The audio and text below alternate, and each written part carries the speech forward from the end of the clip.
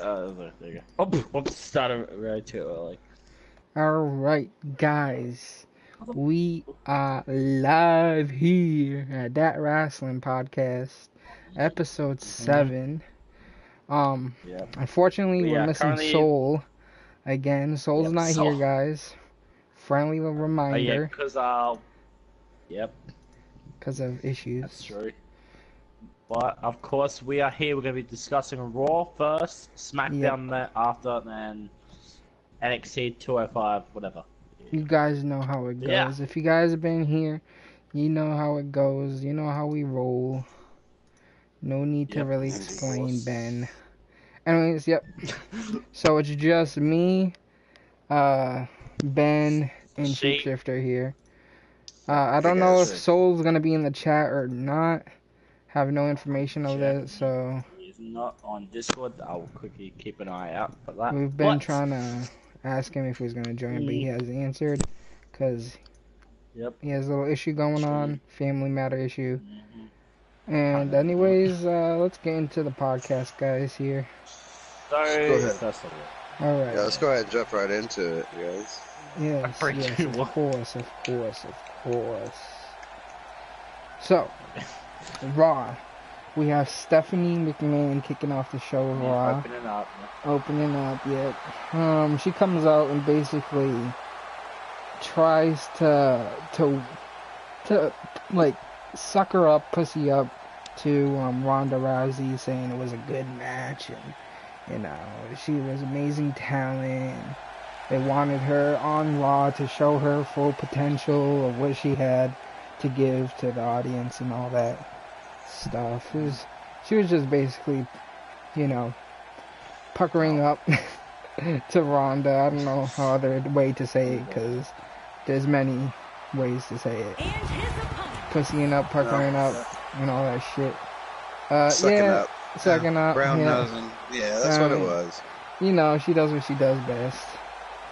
And, Ronda Rousey comes out, and, she starts saying something, I believe. I don't remember what she said, honestly, because all I remember is, Stephanie getting fucking put in the arm bar again of the supposed injured arm.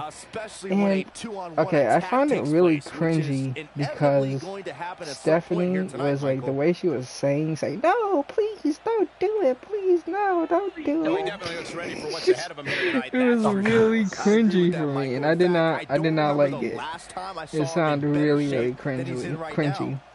And I was like, alright, I am not.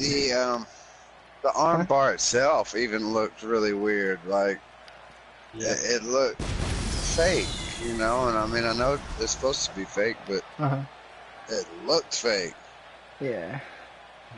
I mean, the whole thing is fake anyways, but it's supposed to look real. And honestly, like, I guess she'll get better at making things look real. But here's one thing that I was kind of thinking about with Ronda Rousey. So I was like, I hope Ronda Rousey don't get in a bad mood one day and actually goes to put on an arm lock on somebody and just fucking does it full-blown arm lock on a wrestler, and then like they don't expect it and they're like, their arm gets fucking broken. It's like, because that could happen. She could have like flashbacks or some shit, post-traumatic stress disorder from fucking her days in UFC. And she could have been like putting on a promo or something, or being on a match, and then all of a sudden it just kicks into her head. Like, you lost 3 times in a row and now you're here in wrestling. How does it feel? And she puts out her bar for real. I don't know. That may be just me, and I'm just being corny about it. But Brock Lesnar hadn't done it yet. So, well, I mean, he kind of has, hasn't he? He shot on Braun Strowman. Triple H. Never he's done with the Triple H. He's done a few things, a few real stuff. The man is unstoppable. Not on purpose, but like, I don't want to say on purpose, but it was real. It wasn't meant to happen. Brock Lesnar did a few shit. Yeah. But it's you know, what happens happens. I guess they do sign like some kind of form or something in wrestling. You know what I'm saying? So, what's up, Monster Inc? What's up, boss? I appreciate you guys coming in the stream. We don't have Soul today. In case you guys missed that, we don't have Soul in the podcast today, which is Saffel. He's not here. And I'm sorry, Monster Inc. I didn't ask what he wants. These guys, if you could join, because we were too busy trying to figure out what Soul was gonna do. Because he had like, I'd say, you know, if go ahead and send him the invite. We could use the extra opinion anyway, you know. Yeah. If you wanna join, I guess you can join at this point, Monster. I know you did ask during the week, but if you wanna join, I can send you an invite. We can talk. Yeah. So, anyways, I don't think you guys have. You guys have any more opinions on that little opener there? It was cringy. I still don't think Ronda's ready. That might be why she wasn't really in the ring, you know, competing. I think they'll draw that out as long as possible. Yeah. Yeah, I'm the host. Okay, so, do you guys actually think like she should go to NXT though, just to train? No, I mean, well, I guess. They're not going to send her to NXT They're now. not going to send her to NXT. She could definitely use the experience from NXT, but they're not going to do that. It's but too the late. thing is, they don't do that with big people. No, not with big names. With big names, they send them directly to the main brand. So Ricochet's not that big of a name.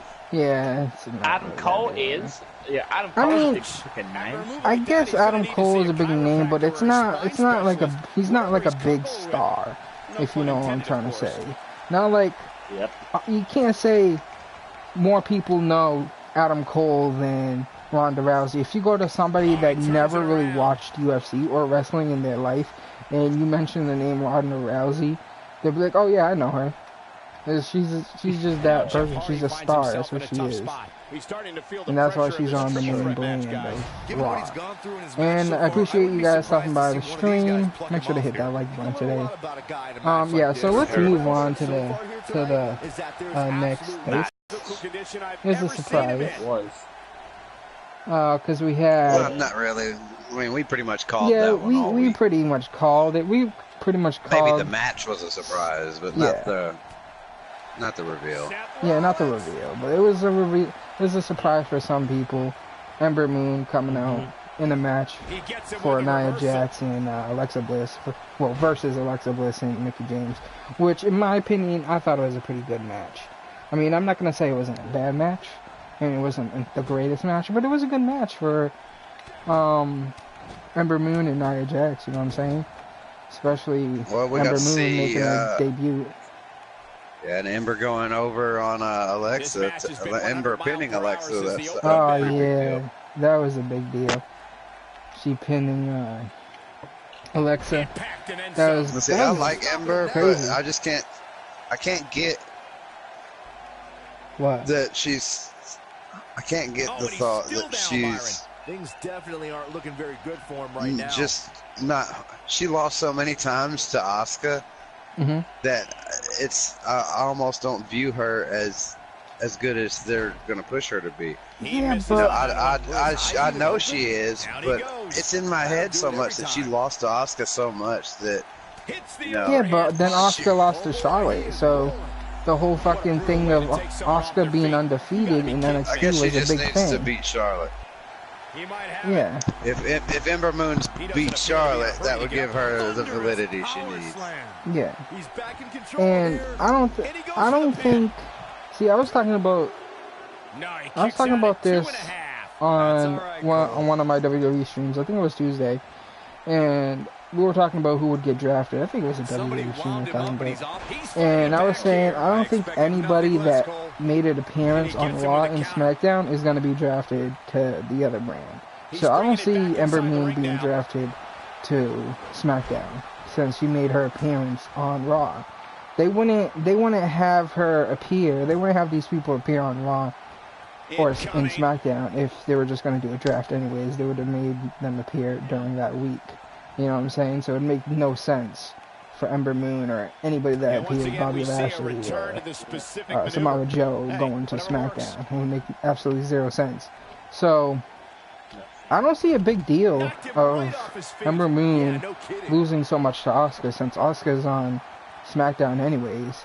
And Asuka hasn't really fought what's her name? Alexa Bliss for the title or anything. I think she did fight Nia Jax and Mickie James, but Nia Jax and Mickie James weren't like a big deal at the time, and Mickie James isn't a big deal, so. Ember Moon, I have a feeling that they're gonna push Ember, right? But they're gonna have Ember turn her back on Nia Jax. That's what I feel. That's just coming from my standpoint. Because I don't see how, if they're gonna push Ember Moon, I don't see how they would have her versus Nia Jax unless, what's her name? What's her name now? Alexa Bliss win over Nia Jax again for the title. Unless Nia Jax just loses another title match. And she loses the title against whoever, I'm assuming Alexa Bliss. They will have Ember Moon versus Alexa Bliss. But if they don't have Nia Jax lose, then that's what I'm saying, that Ember Moon is going to be like a heel. And honestly, I don't think we need any more heels in for the women's division. There's a lot of heels in the women's division if you look at it. That's true. There's a lot of heels. So okay, who is actually? I don't know how they would play this out other ways. I say, unless you guys got opinions on who you guys think they're gonna do with Ember. Well, we got the superstar shakeup, so I mean, I don't know who's gonna end up where, who's gonna. So you think she could possibly end up in SmackDown, which would make no sense? Because I don't think she will. I don't think she'll end up in the same. She won't be in the same division as Asuka. Whatever brand Asuka's on, she won't be on because unless it's to get her final victory over. Because now that Asuka's lost, it's not that big of a deal for her to lose again. Yeah, so Ember could get her win over Asuka finally. So that's one way I see that. But I think a win over Charlotte would be good. But you know, there's so many women in the division that deserve titles right now, like Becky Lynch.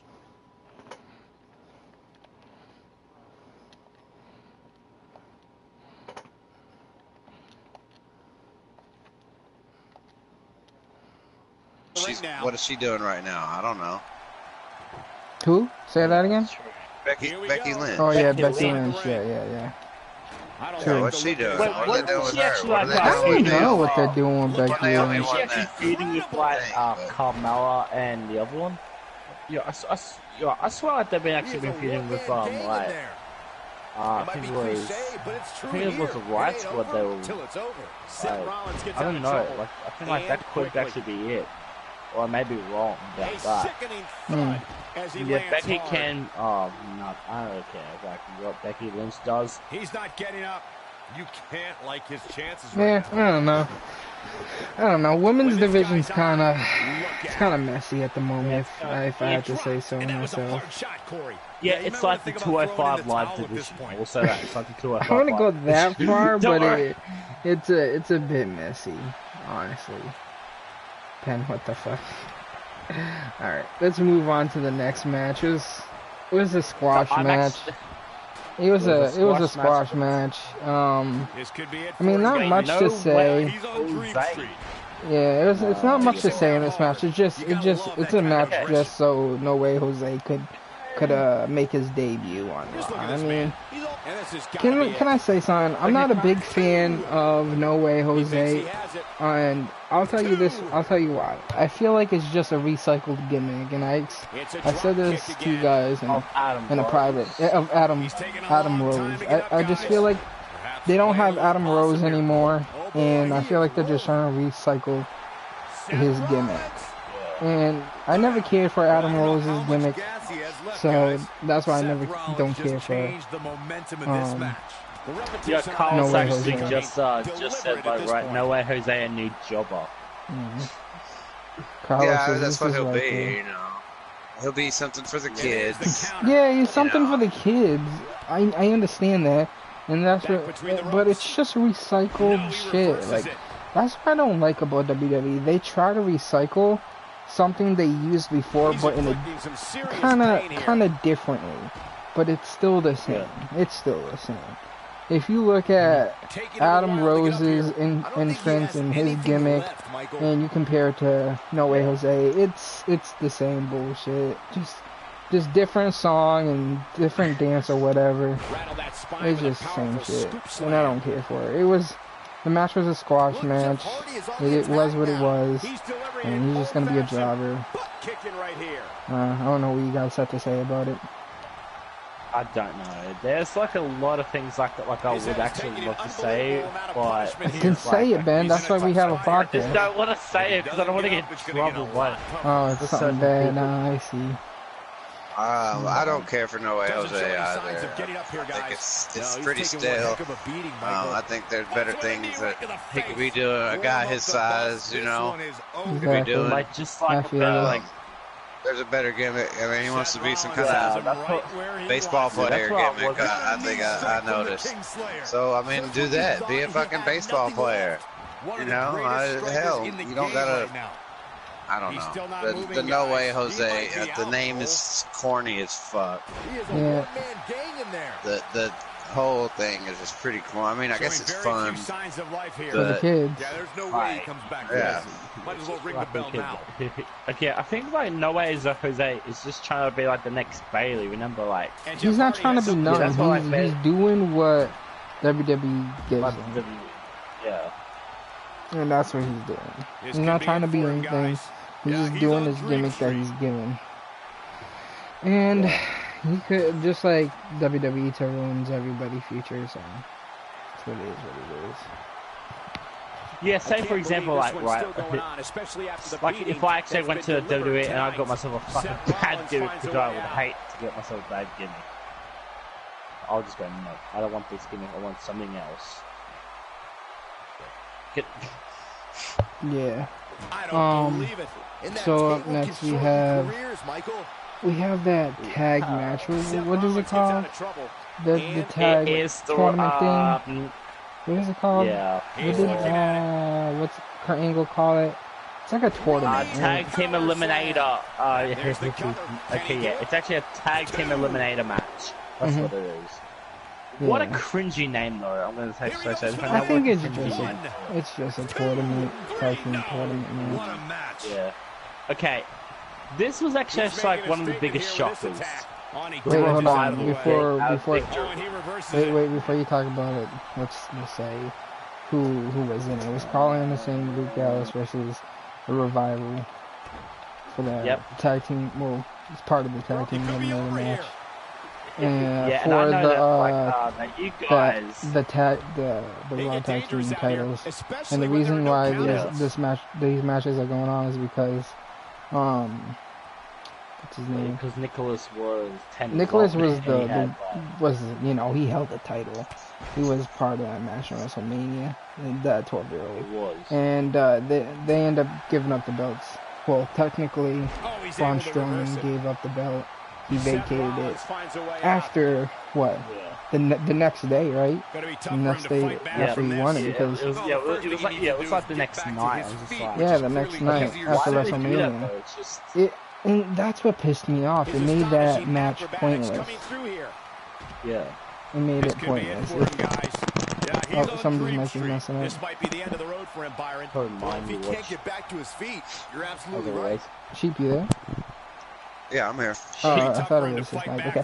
So yeah, the Braun Strowman giving up the Big King title the next day after WrestleMania, and it pissed me off because first of all, that match in WrestleMania was a stupid match, and I thought the special guest would have been a superstar or a former superstar, but no, it was a 12-year-old kid, and that pissed me off as it did. And then the next night, having him give up the title the next night. I mean, they could have held it for like a couple of weeks. I wouldn't mind it. I mean, it would have just been there. They could have worked with it, I guess. But just giving it up the next night just made that match pointless. It should have never happened in WrestleMania, and that's bad writing right there. So who in the back, who in the writers in WWE thought of this match? It was like, oh, I got a great match for the Raw Tag Team titles.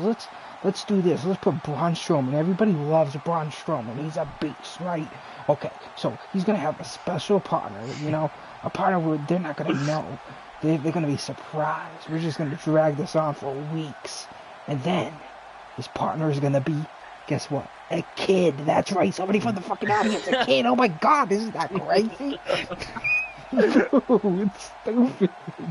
But that's seriously how they probably sound like when writing the script, and everybody's like, "Yeah, oh my God, that's amazing. Yo, Never done before." Okay. But yeah. Okay, so I actually really thought like it was going to be freaking Elias, like in that match. Everybody thought it was going to be Elias. I'm pretty sure everybody thought it was going to be Elias. Yeah, but this is like not the way how like WWE books the tag division is. And I actually have to agree with you, Street. I have to agree with that. What you said. And coming down to this Eliminator tag team match, which kind of shocked me as well. Because, you know, the Revival, they've been buried, like, what, 3 times already? They've been buried by Cesaro and Sheamus. They've been buried by Carl Anderson and Luke Gallows during the Raw 25th anniversary. And they got beat up to shit. And they got buried by... Who else did they get buried by? I forgot who it was. They got buried... Oh, I don't... Who else buried the hell them? Did they get buried by? It was I think it was the Shield. Wasn't it the Shield? I don't remember. I think it was the Shield. It was when they made their first debut and then they left. And then they recently came back and got buried. But Revival end up... No, I think it was... Gosh, who the fuck was it? I don't know, but they end up winning this match. Yeah, it doesn't matter. But they end up winning over Carl Anderson and Luke Gallows, which was a shocker. Because a team that got buried a lot wins over a team that's actually good and should have been pushed to next week. Tag team Gallows and eliminator match. Anderson are the good jobbers. You didn't know that? They're the good jobbers. I guess you can say they're good jobbers, but I'm not going to say Carl Anderson and Luke Gallows hasn't been buried either, because they have. But... Yeah, okay, the New Day. I don't know. New Day. I just feel like they had the Revival win over Luke Gallows and Carl Anderson just to lose next week to whoever they face. That's all I feel like. And... All right. I don't know. If you guys have something to say about this match, go on and say it. Wait, hold on. Carl says, tag team division sucks as for me. The Bar is the only one. One credible. I like the Bar and the Usos. Well, the Usos, I think he's talking about the division on Raw. Oh, yeah, on Raw. It's not that great. Which, surely the Superstar Shakeup will alleviate some of that. Yep, that's true. I'm assuming either the Usos or the New Day goes to Raw. Plus, you know, the big I see them going to debut Raw. we had. The debut we had added some depth in that area, and they're definitely a credible tag team. Mm-hmm. I don't know if that's the next match or not. Okay. You guys want to move on to the next match? Yeah, let's go ahead. That's all I had on that. So, the next match, which it's actually not a match, it's actually a promo, like, we're involving promo 5 superstars. So Seth Rollins, Finn Balor, The Miz, and The Miz Tribe. So they actually they all argue, and then all of a sudden Jeff Hardy comes out, helps them out, goes yada yada yada. Yeah. Yeah, Jeff Hardy surprisingly coming out. Like, I thought he was gonna return in WrestleMania 34. He was even wearing the WrestleMania 34 shirt, which is funny. So I was like, oh look, he was at WrestleMania 34. Why didn't you make your appearance? Come on now. Yeah. But yeah, it wasn't like really a match, but it was what it was. Yep. I mean, I don't know what role Jeff Hardy will play in this match. Well, in this thing, I think maybe this match was just there for Jeff Hardy coming back, but I'm hearing that Jeff Hardy might be going for the Intercontinental title. That's what I'm hearing. At the Greatest Royal Rumble. I think that is actually happening. No, because the match is already set for the Greatest Royal Rumble. Yeah, I seen for the Greatest Royal Rumble is going to be a ladder match with Samoa Joe in it. Yeah, I saw that. Not Jeff Hardy. Jeff Hardy, which is weird. I don't understand that. But that's why I thought that's why he came out for, is so he can maybe have a future in the Intercontinental title, future shot at it. Unless they're doing, okay, this might be wild, but I think what's his name, Soul was talking about how there might be a sort of, you want to call it, Bullet Club formation with Balor Club, and he was saying that, you know, Seth Rollins is going to join the Balor Club. What if Jeff Hardy joins the Balor Club? But then that just makes you realize, since, you know, I don't know if Jeff Hardy and Matt Hardy is still a thing, because we have Matt Hardy. You saw that little promo where they interacted. I saw the promo. I did, but I just feel like it was so weird. It's like they're letting Jeff be both. He can be Brother Nero and Jeff at the exact same. I think they're doing what's I think would be the best thing, is letting them just. He can be Jeff Hardy when he wants to, or he can be Brother Nero when he wants to go help Matt. And it doesn't affect his loyalty to his brother either way. Yeah, which I understand. I think that's the way it should be. And that's why I feel like he's going to be going for the Intercontinental title. Because that'd be pretty cool. I can see it. Imagine this though. Let's just paint a picture here. Imagine Jeff Hardy, Intercontinental Champion, and Matt Hardy, Bray Wyatt, Tag Team Champions. What do you say there? Yeah. Well, here's my thing with Jeff and Matt. You know, I know that they're getting old. Yeah, and, their match quality is not as good as it used to be. So how long do we want to see them? Especially Matt's match quality. If you've been watching Matt's work in the ring, it's a bit rusty. It's not the best. Well, it always has been. He's never been the greatest wrestler. Yeah, I guess. But and I mean, it's not really. He was always, you know. But even Jeffs aren't as good as they used to be, you know. And it seems like he gets hurt a lot easier. Simply amazing, guys. It seems like he's What's your take on Matt Hardy in tonight's matchup? More injury prone, so he can't take the spots that he used to, or can't go as often. And I mean, I want to see him win championships, but I think I'd rather them be quick ones and then give it over to somebody who's full time and younger. Yeah. Okay, I actually need to address something with the frickin' news right now. And you guys actually have to do with Raw? Yes, it actually does have to. What then? Okay, so you know how like the Miz is always like going for everybody in a Continental Championship.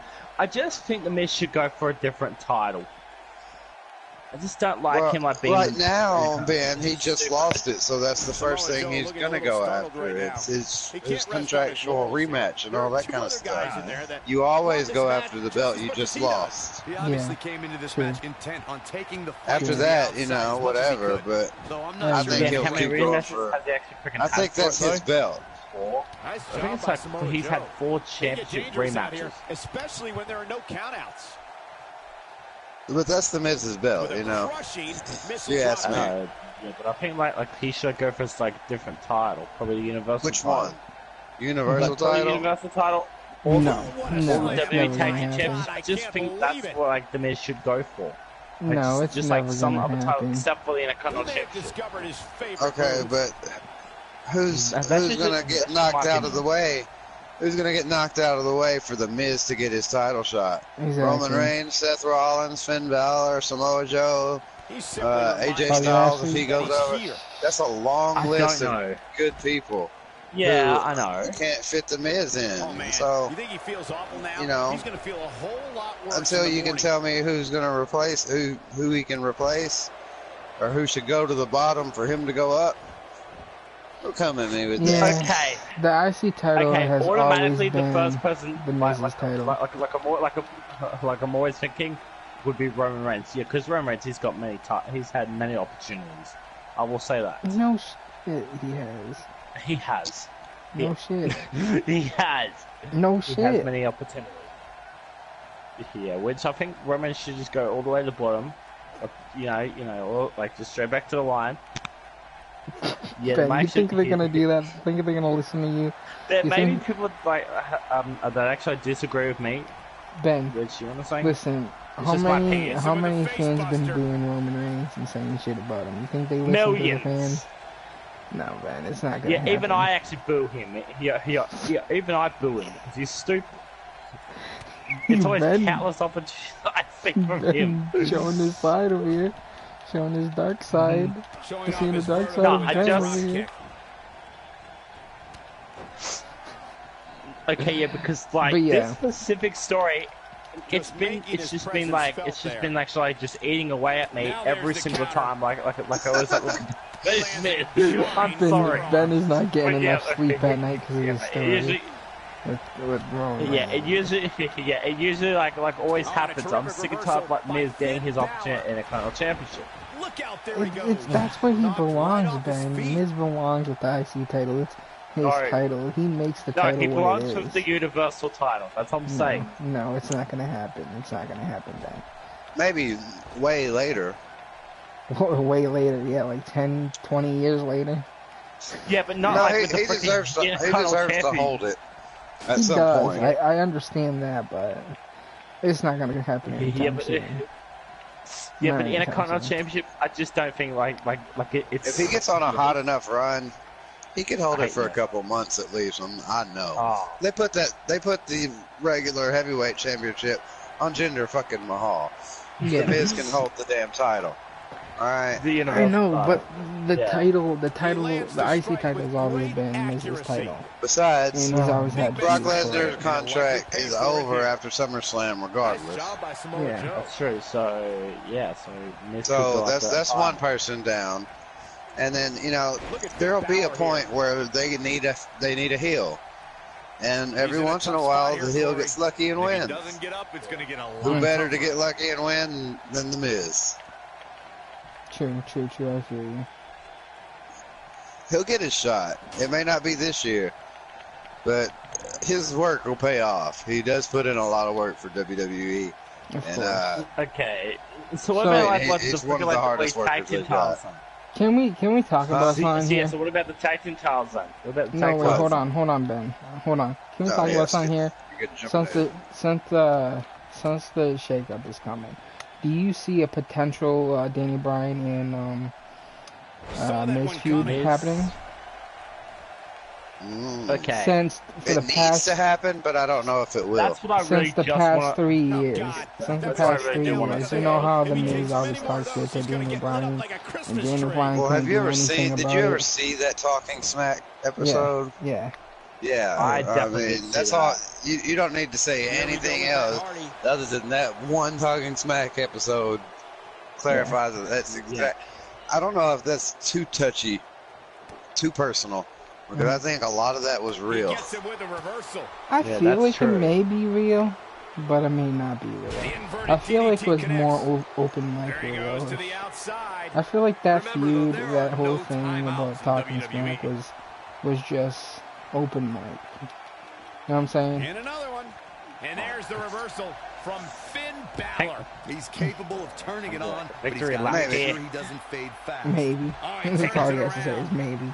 Yeah. Anyways, I don't know what you guys want to talk about this match still or not, but the Seth Rollins, Jeff Hardy, and Balor. We're on the We are on Mandy Rose defeated. Well, yeah, the match was later. Oh yeah, that's right. It was a promo turned match. You're right. It happened. So it was main next event, was right? Sasha Banks and Mandy Rose. It was main event. Yeah, that's right. Yeah, which actually like went into Paige actually announcing her retirement. Ben, come on. We have to talk about. We can't go ahead, Ben. You're always going ahead. Isn't it? It's alright. Well, that wasn't part of this next Sorry, I match. haven't actually I know it was. Haven't had much I know it sleep, was you part know of the that. next match. But I kind of went ahead too, so. Yeah, Sasha Banks versus Mandy Rose. So yeah, they fought.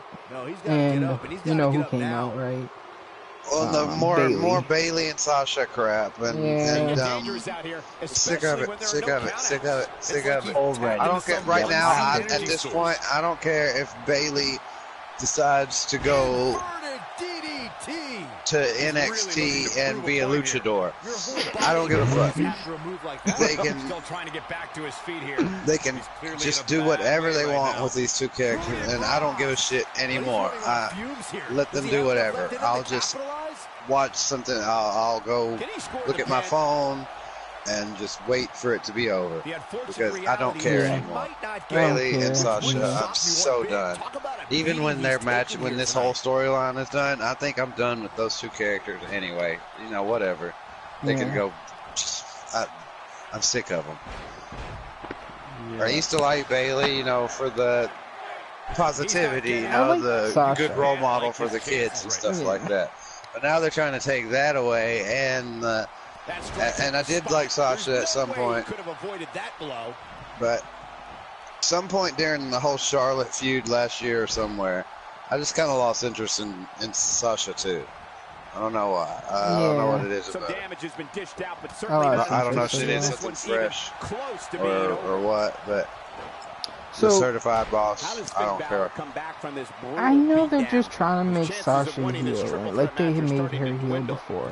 But I think that could have been a better way to go. But I guess I can't say it's bad writing, because it's good, because since, you know, Bailey and Sasha was friends, so if they wanted Sasha to turn heel, so yeah, if they wanted Sasha to turn heel, which she did, that making her backstab her friend would have been great story right there. But the thing is, the story is it's corny, and it's going long too long than it should have been. After like what that match they had in Elimination Chamber, and then the next match on Raw. After that, the match on Raw right after the Elimination Chamber match, that should have been where it ended right there. No, they just keep going on with this freaking feud, and it's kind of dumb. I don't really like it at all either. And I don't know what they're gonna do. I don't know what they're gonna do after this whole feud is over. What they're gonna do after? Do you have any speculations what they're gonna do after with Sasha and Bailey? You guys have any idea? I don't do next. I'm so. If you don't remember my earlier rant, I'm done. I don't care. They can go jump off a cliff. Yeah. I don't like the look in his eye here, folks. Yeah, alright. Let's just move on since there's much shit to talk about him. Well, that did lead into Pages. Yeah. I was like, not really move on, but move on from the match. Like with Ben shot the gun here, saying that Paige announced her, it's kind of like a little bit of a sad moment. I know, Ben. I'm talking about it, Ben. So Paige came up, took the mic, started talking about how she had her issue with her neck or something, neck injury, and she thanked everybody in the locker room and thanked everybody, the women's division and whatnot, and she announced like, she even thanked Daniel Bryan and whatnot. But she didn't announce on Raw that she was going to SmackDown. She just made it sound like she was like quitting, like she was done. She was retiring from wrestling. So we thought that was the end right there. We weren't going to see her anymore.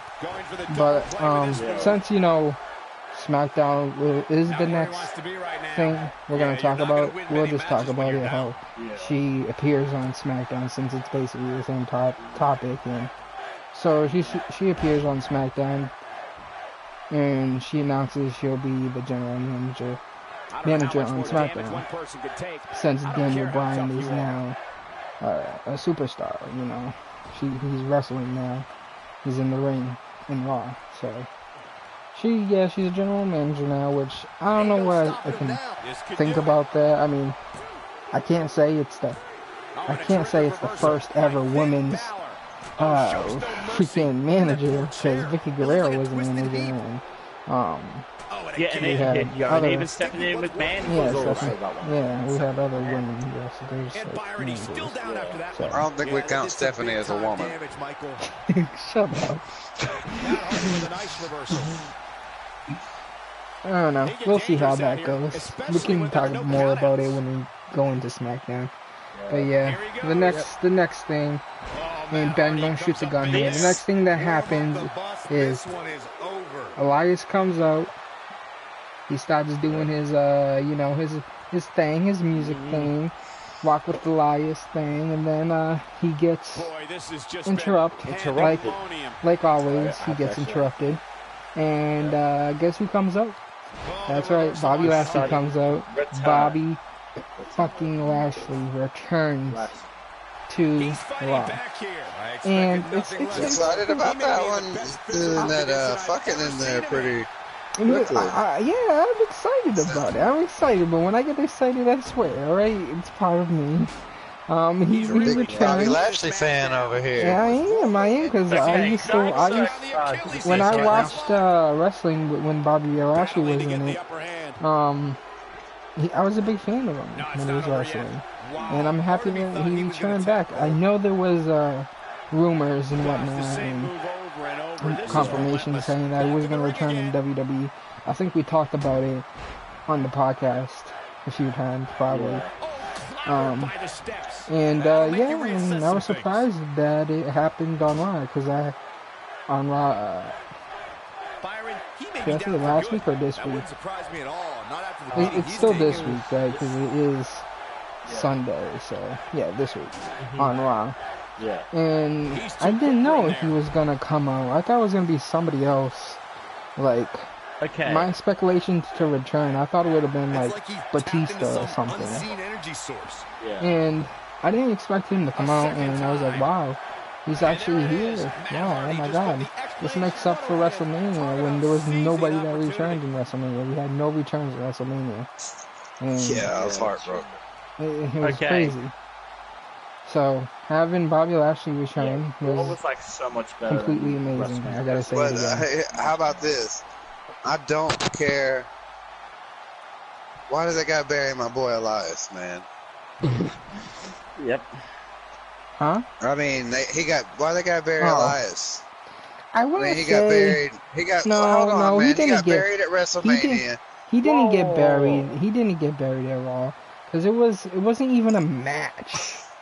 Bobby Lashley murdered him. I know, and so did John Cena the night before. 2 days in a row, my boy Elias gets murdered. It was just a promo match. It was just something that just happened. You can't count that as like a real match. I know it doesn't go in the record books, but he still gets buried. So what? They buried the character. Nah. And let me back up just a little bit on the Page thing.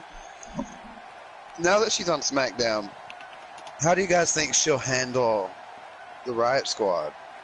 Oh yeah. Oh, I was that's thinking about fucking that. true. But I told you that we would go more into that on SmackDown.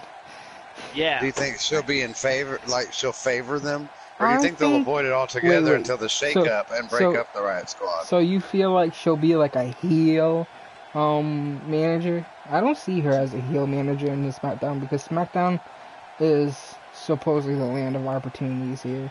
And SmackDown is supposed to be more... Maybe not a heel manager to the guys, but to the girls, she'll be paid. I guess so. But it kind of breaks character how Raw always has, the authority. And how SmackDown always had, what if Paige runs the Riot Squad? Like, she becomes their boss. Like, literally. I don't know. We'll find out what happens. I have no idea. Okay, Sorry, back to the Bobby Lashley Elias thing. Or, no, you were just mad how he supposedly got buried. I am. But I don't think he got buried. I mean, you know how many times the dude Elias always get interrupted by freaking Braun? You think when he had Braun come out, you think he would have got buried right then and there? I mean, if it was anything, he would have been buried way before Bobby Lashley and John Cena. So, I don't know. I don't know what to say about that. Like I just said, it's a promo match. It happened what it happened. It was just interruption. It wasn't a real match. Like you said, it wasn't on the record book. So, yeah. We can move on to the next thing, which was another return. Well, not return, but another appearance on Raw. We had Rhino and Heath Slater up for a tag match. And who comes out? It was Authors of Pain from NXT, which was speculated. We talked about this. I think we were also talking about it on NXT, how we felt that they were going to lose. I mean, not lose. Wait, did they lose on NXT? Yeah, they lost. They lost. Tag team thing. Yeah, how they were going to lose on NXT and go over to one of the main brands, SmackDown or Raw. And we were talking about that in private, and it happened. Same thing with Ember Moon. We were saying the same thing with her, how she was going to lose and move on to one of the main brands, SmackDown or Raw, and that happened. And it wasn't no surprise. Authors of Pain on Raw making their debut. And of course, Authors of Pain won, because if they didn't win Rhino and Heath Slater, then they would have just been buried deep. You know what I'm saying? Because Rhino and Heath Slater has been buried more times than any other freaking tag team in the history. Which is sad, because if Soul was here, he would agree on me, because he's a big Rhino fan. Soul amazing, big Rhino fan, and would like to see more with Rhino. Would have liked to see more with Rhino, and I agree. I was a big Rhino fan too when he was a solo wrestler, and I always liked him. Yeah. And I can't say I always liked Heath Slater, other than when he was in NXT. I mean, not NXT, but that group there, Nexus. Yeah, he was actually in NXT before it came. Yeah, he was in NXT, and he was in the group Nexus, which came from NXT. It was like a stable of next-gen wrestlers taking over the main brand. Yeah. Which, I don't know what's going to happen. Yeah. Some people are speculating, saying that 3MB is going to come back, or it's going to be 2MB, which would be Heath Slater and Drew McIntyre if he gets drafted to whatever brand. Yeah. Can we also talk about like the angle between like what's it called, the Authors of Pain and Paul Ellering? I need to kind of discuss about this. Where they left it kind of actually, his manager behind. Yeah, Paul Ellering. Yep. After the match was over. I think it's because on the main roster they're trying to get away from the idea of managers. They don't use managers on the main roster. Yeah, they don't really use managers on the main roster. There's they got away from the practice. Very slim managers on the main roster. So there's only one, and that's Paul Heyman, and he's not a manager; he's an advocate. Yeah. Yeah, but he's kind of still manager. We know that he's kind of still, but he's not a manager; he's an advocate. Advocate, manager, same thing. We know, man. You got to turn your sarcasm detector on. No, man, I didn't know that. I had no idea. Moving on. The next okay. The next thing we have Roman Reigns coming out and doing his little promo here about he's getting booed a lot, which is surprising. So Roman Reigns comes out and talks shit about Brock Lesnar, like this feud's been going on, like, yeah, guess what, he's not here, blah blah blah, and what's crazy is I don't think the same audience in Raw was the same audience in WrestleMania, because in WrestleMania they actually cheered for Roman when he came out and when he was everyone fighting. Knows Street the audience at Raw after WrestleMania is full of people from France and Germany and Switzerland and Mexico. It's full of every freaking country, and they're all crazy. Raw after WrestleMania has crazy chants, and you never know what's going to happen Raw after WrestleMania. You can go back and watch any Raw after WrestleMania, and they'll always talk about it, how it's a different crowd, a different atmosphere. That's like the first thing Stephanie McMahon said when she came out here. She's like, I know it's Raw after WrestleMania, and it's a little bit different tonight, different atmosphere, you know. I didn't hear that. I could smell it. She said I could smell it when I came. I must have been dazed off or something, or not paying attention to what she said. Raw after WrestleMania is historically very multicultural and very diverse and very loud and weird. They chant weird things, like they always chant for Byron, like Byron Saxton. They were doing that soccer chant too. I heard a lot of that. You know, they do watching the soccer game chants. They do a lot of cussing. You know, shut the fuck up, stuff like that. Yeah. So were they even actually chanting for the beach balls? They were doing a lot of weird chanting. They do the wave. They do all kinds of crazy stuff. Yeah. So, I didn't know that. Like, I had a feeling it wasn't the same audience, but I didn't know that Raw after WrestleMania is always a different audience. I didn't know that, but yeah, that's why I was confused at the time. I didn't know why he was getting booed when.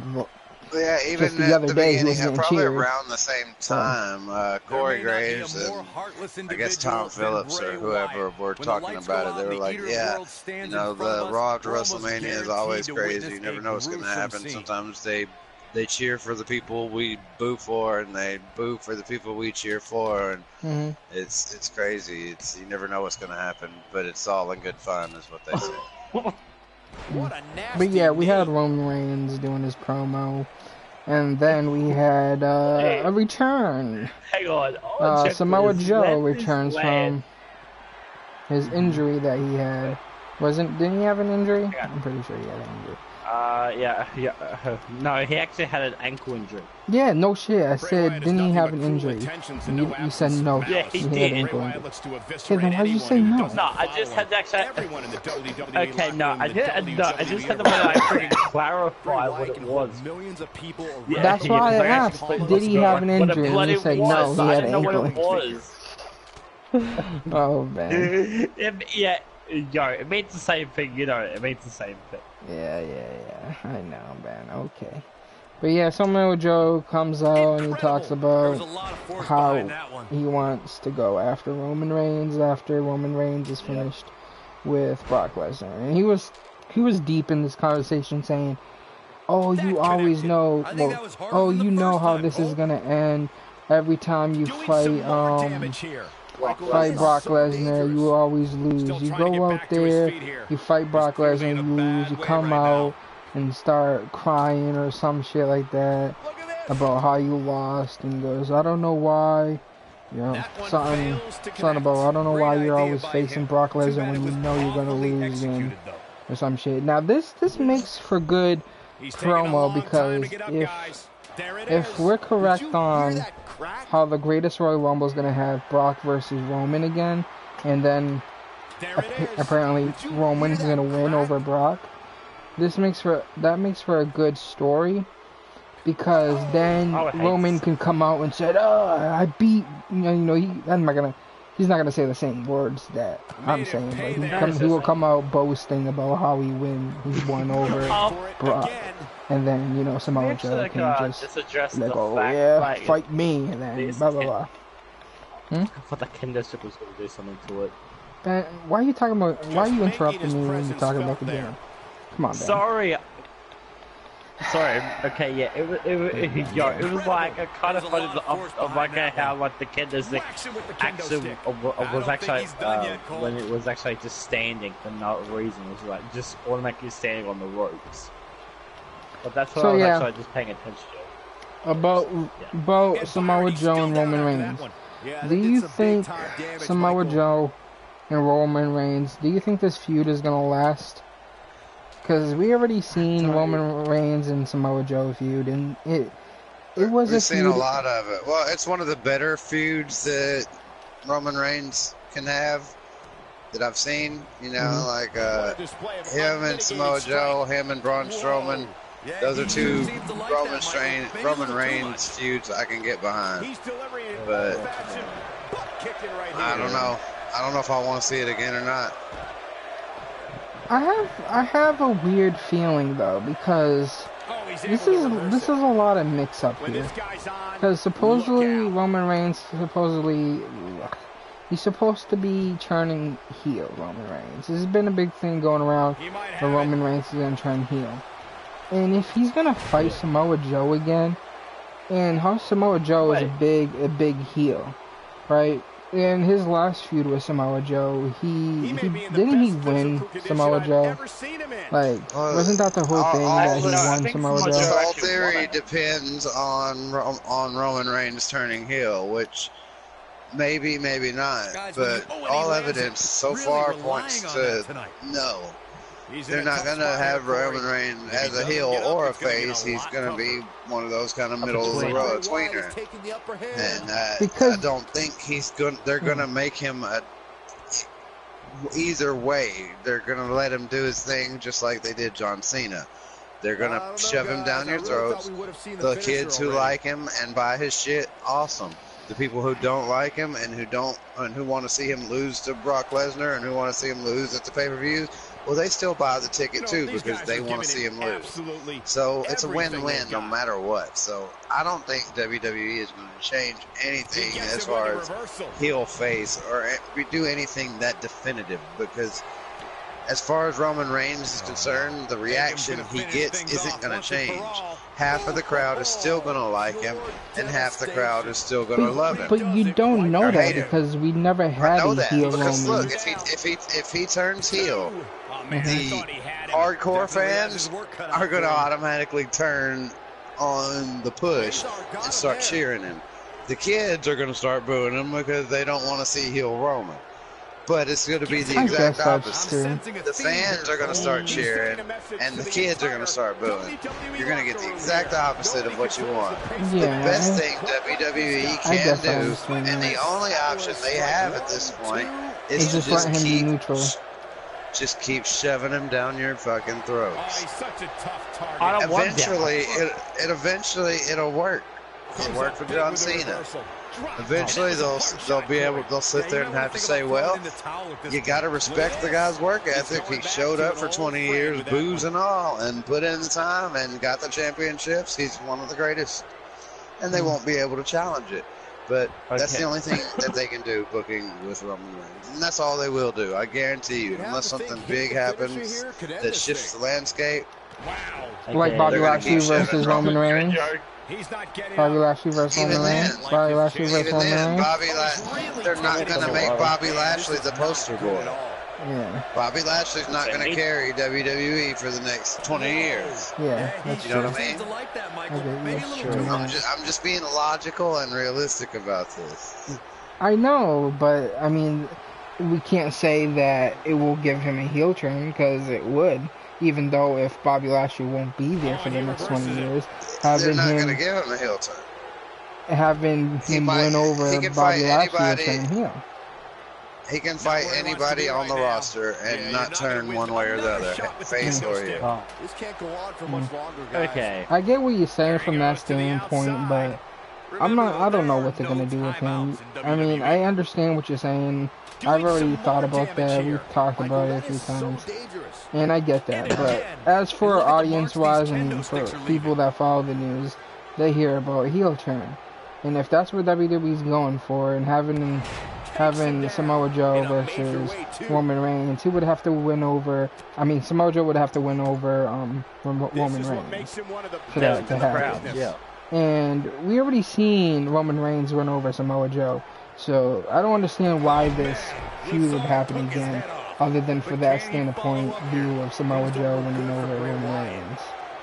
Which would be stupid because, either way it's all stupid because having Roman Reigns lose after winning Brock would just be stupid, in my opinion. Having Roman Reigns lose to anybody after winning Brock would be stupid. You know what I'm saying?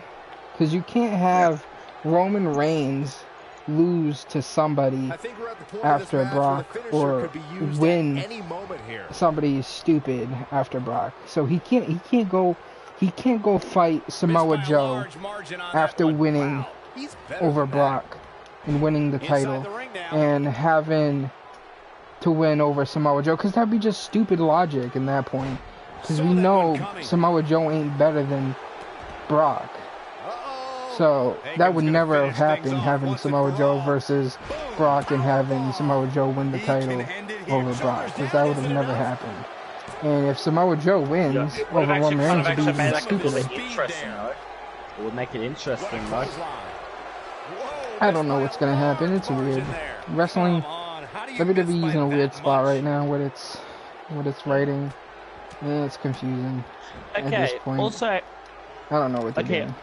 Okay, actually, also speaking of Roman Reigns, okay, will we ever see the Bobby Lashley Roman Reigns? That's what I'm saying. That's why I was saying earlier. Yeah. If you were listening, then I was saying that. Okay, I think I actually had my. I think I definitely actually had my mic on mute. That's why I didn't hear you. I was saying about the heel, supposed heel turn, having Roman win over Bobby to make him a heel. He's clearly in a bad way I don't know. I don't know where it's gonna go. I don't know where Bobby Lashley's gonna face. I was also thinking about a triple threat match with Bobby Lashley, Roman Reigns, and no, not Brock Lesnar, Samoa Joe. That's what I was thinking about. Because if they're having Samoa Joe at wrestling, the next, not pay-per-view, but the next wrestling show, big show, the greatest Royal Rumble, if they're gonna have Samoa Joe in that match with The Miz and Finn Balor for the title, obviously I don't see Samoa Joe winning that match, so that makes me think that he's gonna go after Roman. And if Roman wins that title, supposedly that's supposed to happen, is Roman winning that title from Brock, that they're gonna have a feud for that title, and then that's why I feel like Bobby Lashley's gonna come and play here for a triple threat match. That's what I see happening. I don't know what you guys think, but that's what I'm saying. It's all over. She has nothing to say. What about Bobby Lashley versus Brock Lesnar? Why can't that be? Why can't Roman Reigns lose at the Greatest Royal Rumble? Well, we don't know. That's what I was saying. We don't know for a fact if he's gonna lose or win. It's just a rumor that's going on. It's just a speculation. Yeah. You know what I'm saying? It's just a speculation. Because no matter what, the story for Roman Reigns, Brock Lesnar, and Bobby Lashley could have happened different ways. No matter what. Yeah. But having Brock lose and then having a fight with just one-on-one with Bobby Lashley would be stupid. I mean, I guess it won't be stupid, but it'd be kind of pointless. It would be a good match. It would be kind of pointless. But that's why I was saying that the three-way triple threat match would be better in my book than just a 1v1. Because then where does that lead Roman?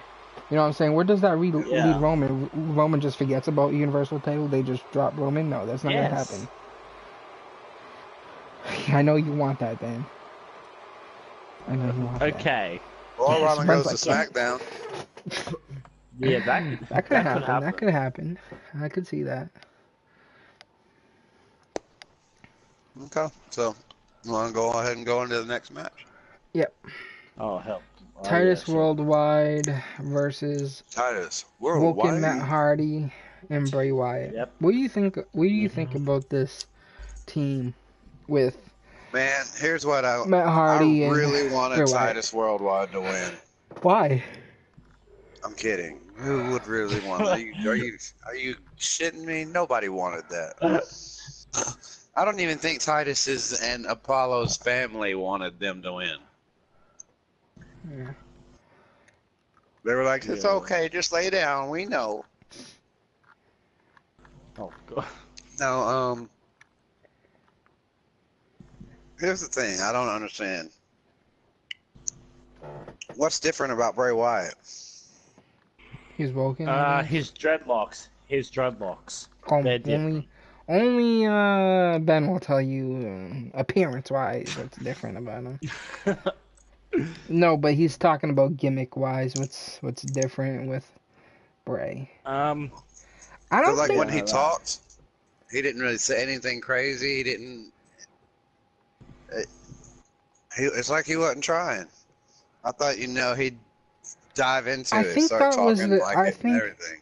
I think that was the thing there. I think it was supposed to reverse his way of how he is, but I don't know. I don't get it, because he still does the stupid upside down thing and that weird face shit that he does when he does his moves.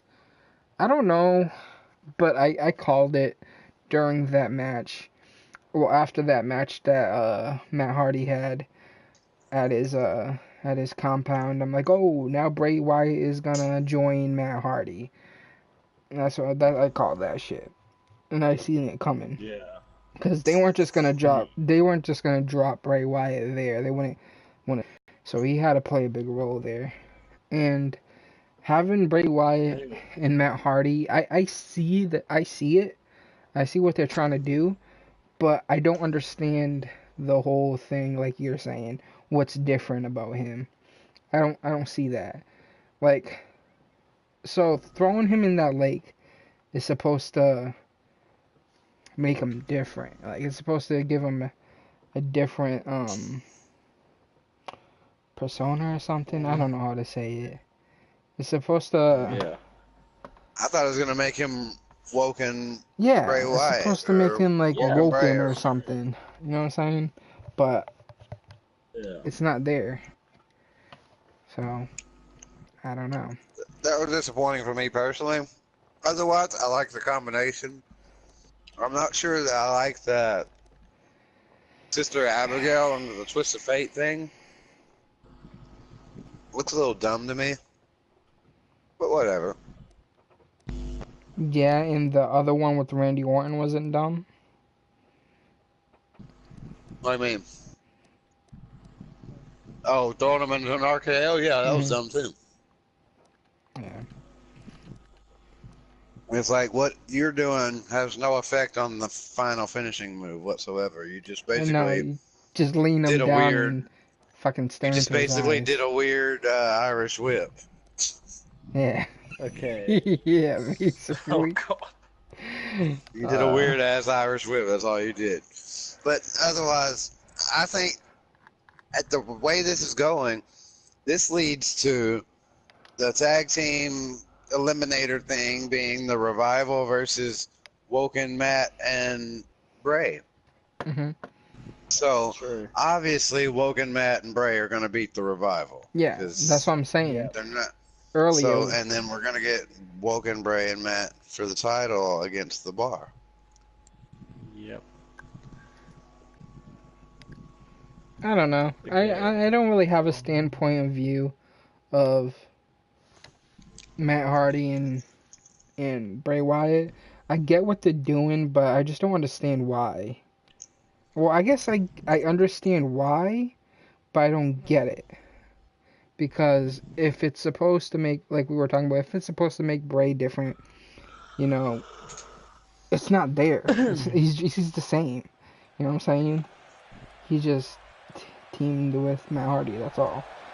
So, I don't know. Maybe we'll get something out of it. Maybe he'll join the whole, maybe we'll get a whole Woken Squad thing going, you know. Who knows? I don't know. We'll see. The Woken Warriors. Warriors. Yeah. Oh, God. But all yeah, right. Let's move on. So here's the big thing here. Here's the big kicker of this show on Raw. Kevin Owens and Sami Zayn looking for a spot on Raw. Looking for a spot on Raw. Kevin Owens, Sami Zayn go up to Kurt Angle. And, you know, they're kind of asking for a spot on Raw. And Kurt Angle says, and what didn't you guys just beat up your general manager and now you're looking for a spot here? And like, we'll put... Yeah, and I hear TNA is actually hiring. Yeah, they're like, I hear TNA is... Yeah, sorry, but I hear TNA is hiring. Which is funny. That was like a massive bombshell. Yeah, because I know like everyone on Twitter was actually just talking about like that actually happening, like what Kurt Angle actually said, and I was just like, wow. So what do you guys think is gonna happen with Kevin Owens and Sami though? Tell me what you guys think here. I would be what do you think is gonna happen? And it's important to remember amidst the chaos. They might go back to like where they actually first started, PWG or probably. I don't know. It's every man. It's kind of like they're not really fired, man. This is all storyline. They're not gonna let two of their biggest draws go. Yeah. No, they'll probably go to. They'll probably both go to Raw. You think the one thing that I was thinking is that I think we've got Kevin Owens go to, what can you tell us? or even Sami Zayn go to Raw, and then Kevin Owens go to NXT. What about the other two? And they send Kevin Owens to NXT, and then he takes it personal, like, and just goes and starts destroying all of NXT, kind of the way Samoa Joe did there for a little while. Yeah, we get it. And then we were talking about this before. Yeah, to get him to do something, you know, we got to do something about Kevin Owens, you know. Somebody's got to take him, so he goes either back to SmackDown or Raw or whatever. Someone actually just NXT said something. Can't hold him. With a great offensive show. There you go. Yeah, I just had to time someone out. Oh, yeah. I'm daddy you, Joker. Yeah, I just had to time him out for a bit. Oh, okay, man. There you go. There you go. This channel sucks. Yeah, then why are you here if you think this channel sucks, man? It's a podcast channel. It's only supposed to be.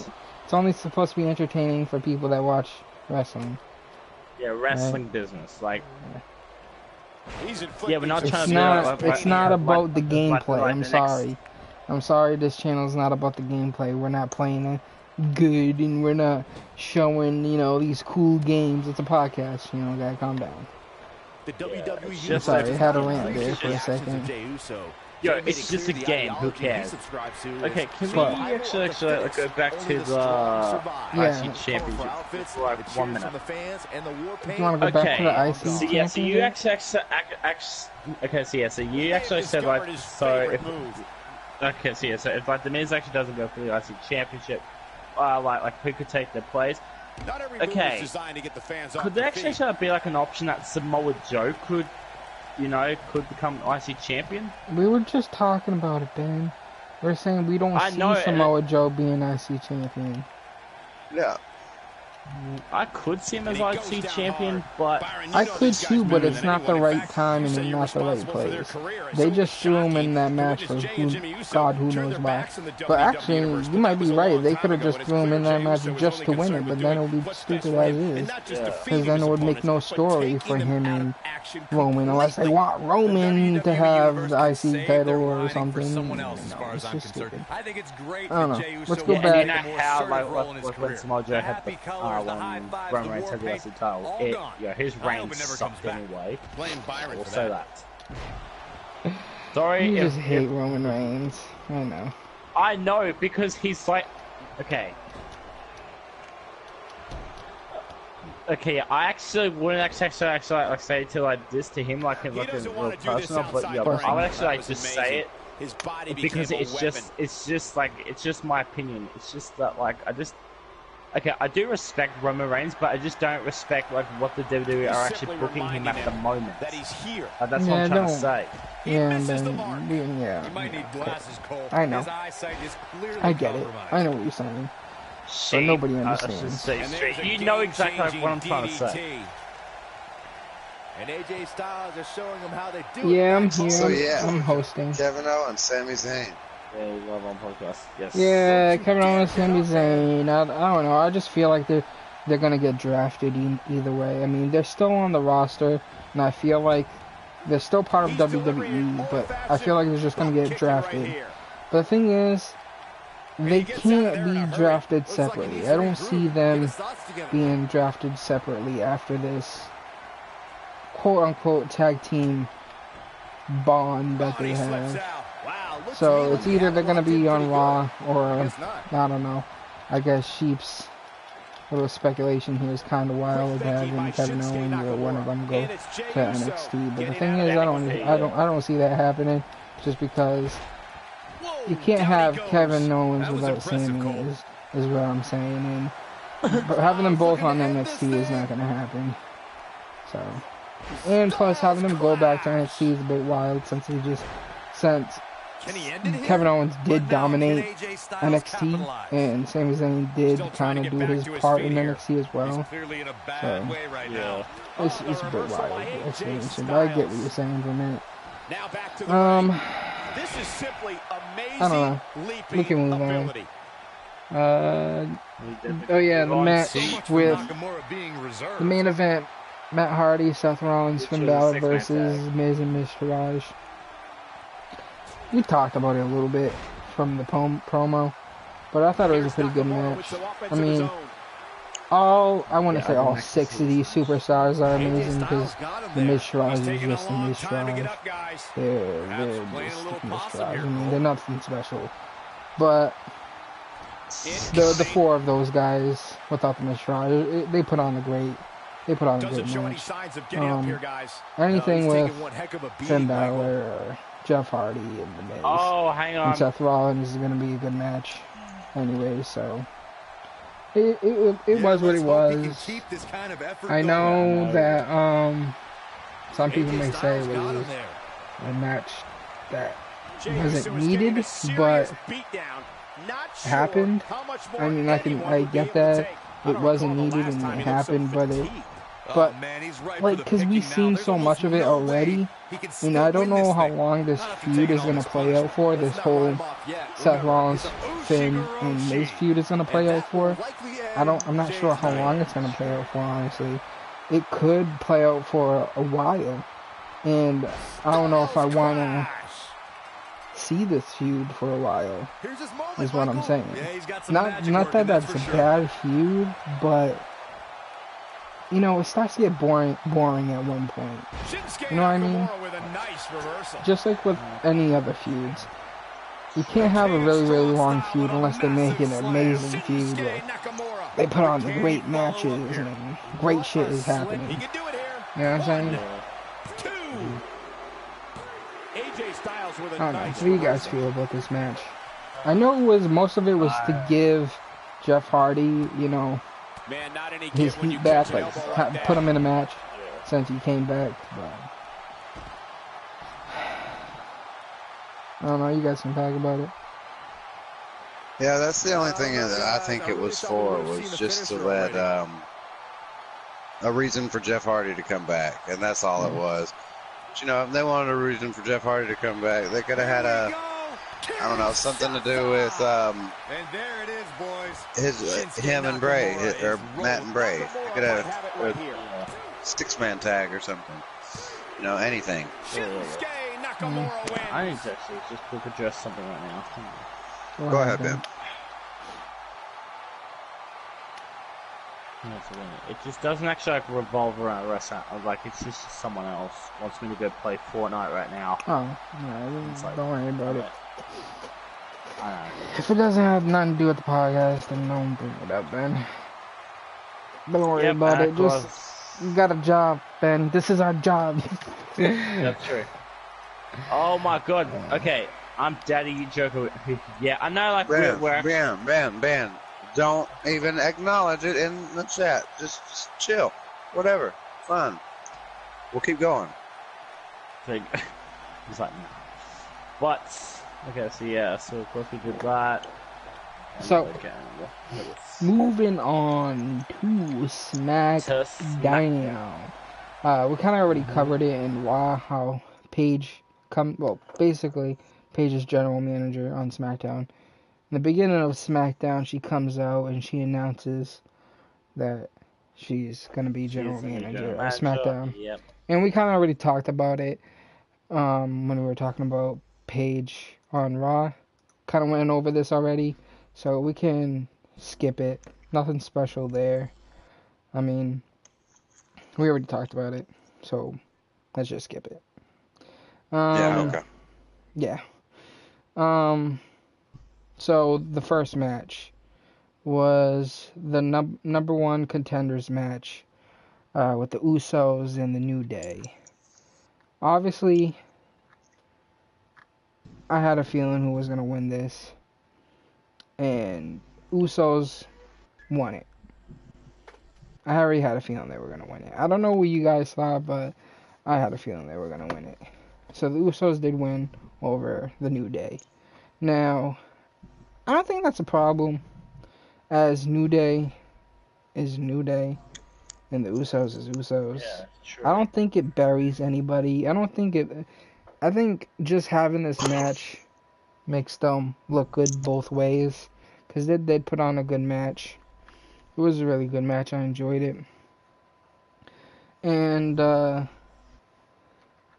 don't know. There's not much to say about it because it is what it was, or was what it is. You know what I'm saying? So. Yeah. I don't know. There's not much to say. Yeah. Well, it wasn't a great match as far as they're concerned. The Usos and the New Day.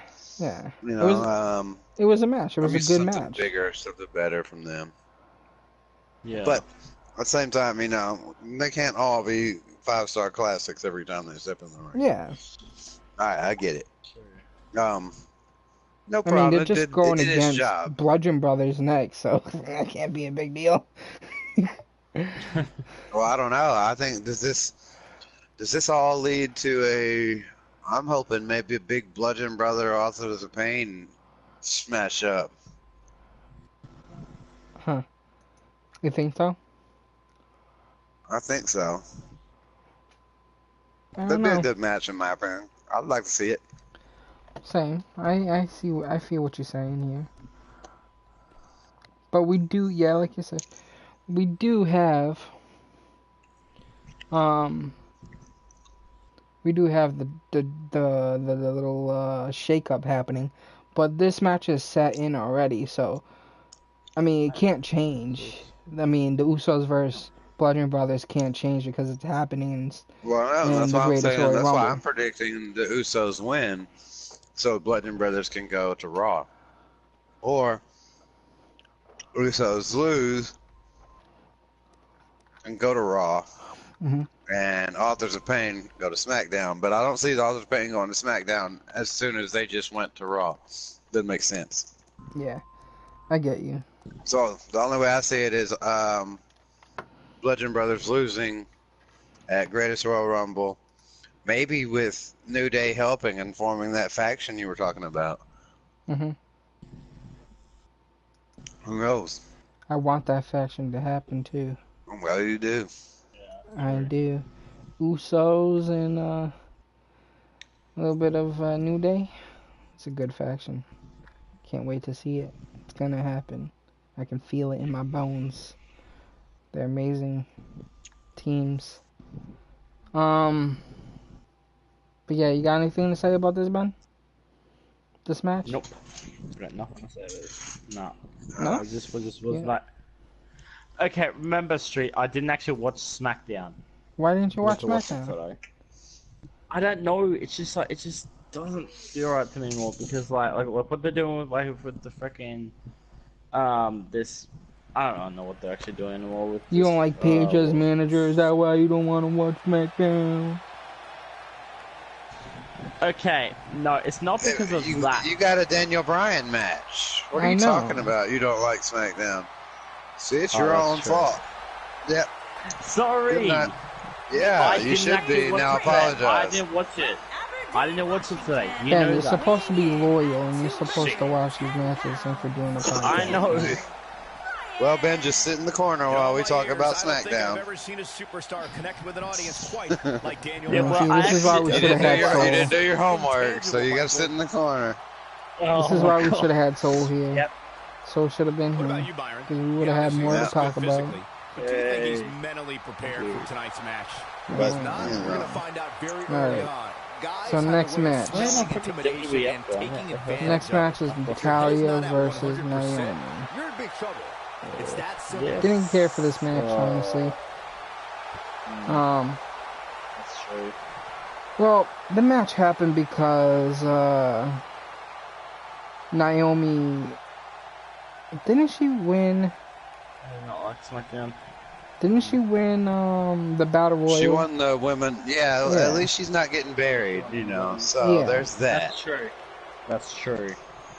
And the only reason why this happened, this match happened, is because when Naomi was celebrating her victory of the Battle Royal win, Natalia intrudes in the interview, and she started talking some BS. I don't remember exact words, but she something about Neon is 7th grade, so 8th grade, or so something. Yeah, she offended Naomi in a way and pissed her off, I guess. And that's true. Honestly, I mean, it was just a match. It wasn't a good match. It was just a match. I mean, I can't say it wasn't a good match, because it wasn't. The contest will be fought under traditional WWE. I don't know. It wasn't like super memorable. You know? Yeah, it was a match. It was just a match. It was just a match. I think just to put Naomi in action after her victory of winning the Battle Royal, because I mean they can't have her not be in action. You know what I'm saying? After she won. Yeah, and I mean, it gave her somebody worthwhile to defeat. I think what she needs is the worst heel in the Diva division. Naomi, I mean not Naomi, Natalia. She's the worst heel ever. Yes, I hate her as a heel. She's really garbage at the heel thing. I don't know, man. I think she's garbage. She's the worst heel ever. Do you hate her? I don't hate her. I just hate her being a heel. It's just not good. Okay. It's not a good look. This is dangerous she doesn't play it well, in my opinion. She doesn't play face well either. She doesn't play anything well, I should say. Because you're right about that as well. But I'd rather see her a face than a heel, is what I'm saying. If anything. Yeah. I'd rather see her a face than a heel. I don't like her heel gimmick, is what I'm saying. I think maybe she should go. It's not played well. It's not played well. It's like, oh my god, yeah, whatever, suck. It's so naive or cliche, or I don't know how to put it. I don't like it at all. Don't know either. So, I don't know.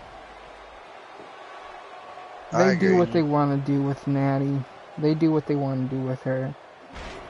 I think the only reason why she's wrestling is because of the name, the last name, and I know they had a little. I mean, you can't really say that because she put in work. She did her time, and she did put in work, but I just feel like the only reason why she's still wrestling is because of the name. They've kind of got to treat her that way. Yeah, that's why she's still around, probably. And they don't want to disrespect Bret Hart. Yeah. But they probably would have released her a long time ago. But that's the world they live in. A name, especially one of those types of names, will take you a long way. Boss said, I did not like SmackDown.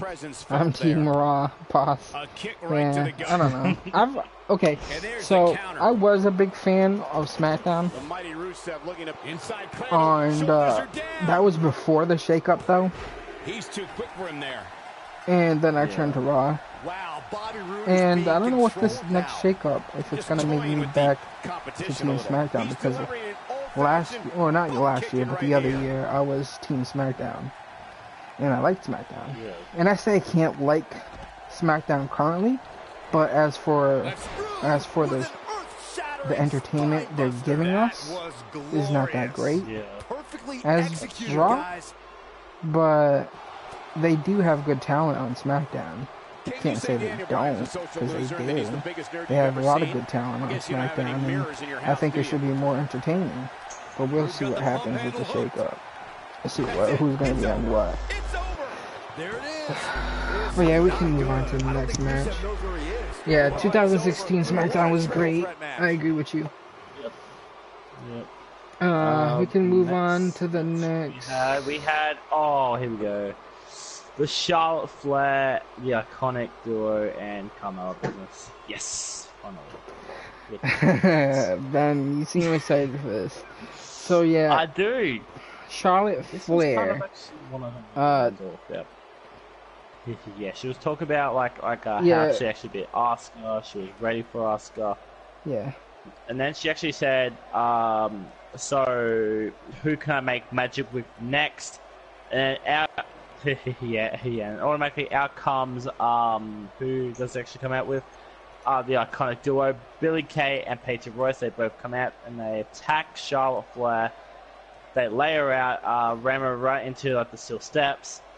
They actually make an impact. Then Carmella's music hits, and then there's the cash in. Okay, can I just say something? That referee, I swear, that referee did not want Carmella cashing in. I don't know what they were trying to do there with that ref. They made the ref not know what the fuck he was doing. He's like, oh, I don't know this. Why are you giving me a briefcase? What is this? What is this for? Really kind of dumb. It was corny as fuck, and I didn't get it. I didn't know why they had the ref. I didn't like it. I didn't appreciate it. I didn't laugh. I didn't appreciate it. I mean, I saw what they were trying to do. It just felt really flat. That's it was bad. Though. Oh my god. I get what they're trying to do with it, and then I don't get what they're trying to do because they didn't do it well. Like you said, was it Scott Armstrong? I swear it was Scott Armstrong who did the referee. Yeah, I don't know. Doesn't matter. I don't pay attention to referees. Okay. But and the question now. It wasn't really a surprise to have Carmella cash in after WrestleMania, because I thought she was gonna cash in at WrestleMania. And then I'm like, okay, so if she's not cashing in at WrestleMania, she's definitely gonna cash in after. And having her come in and pin in Charlotte after she gets the total shit beat out of her by the Iconics.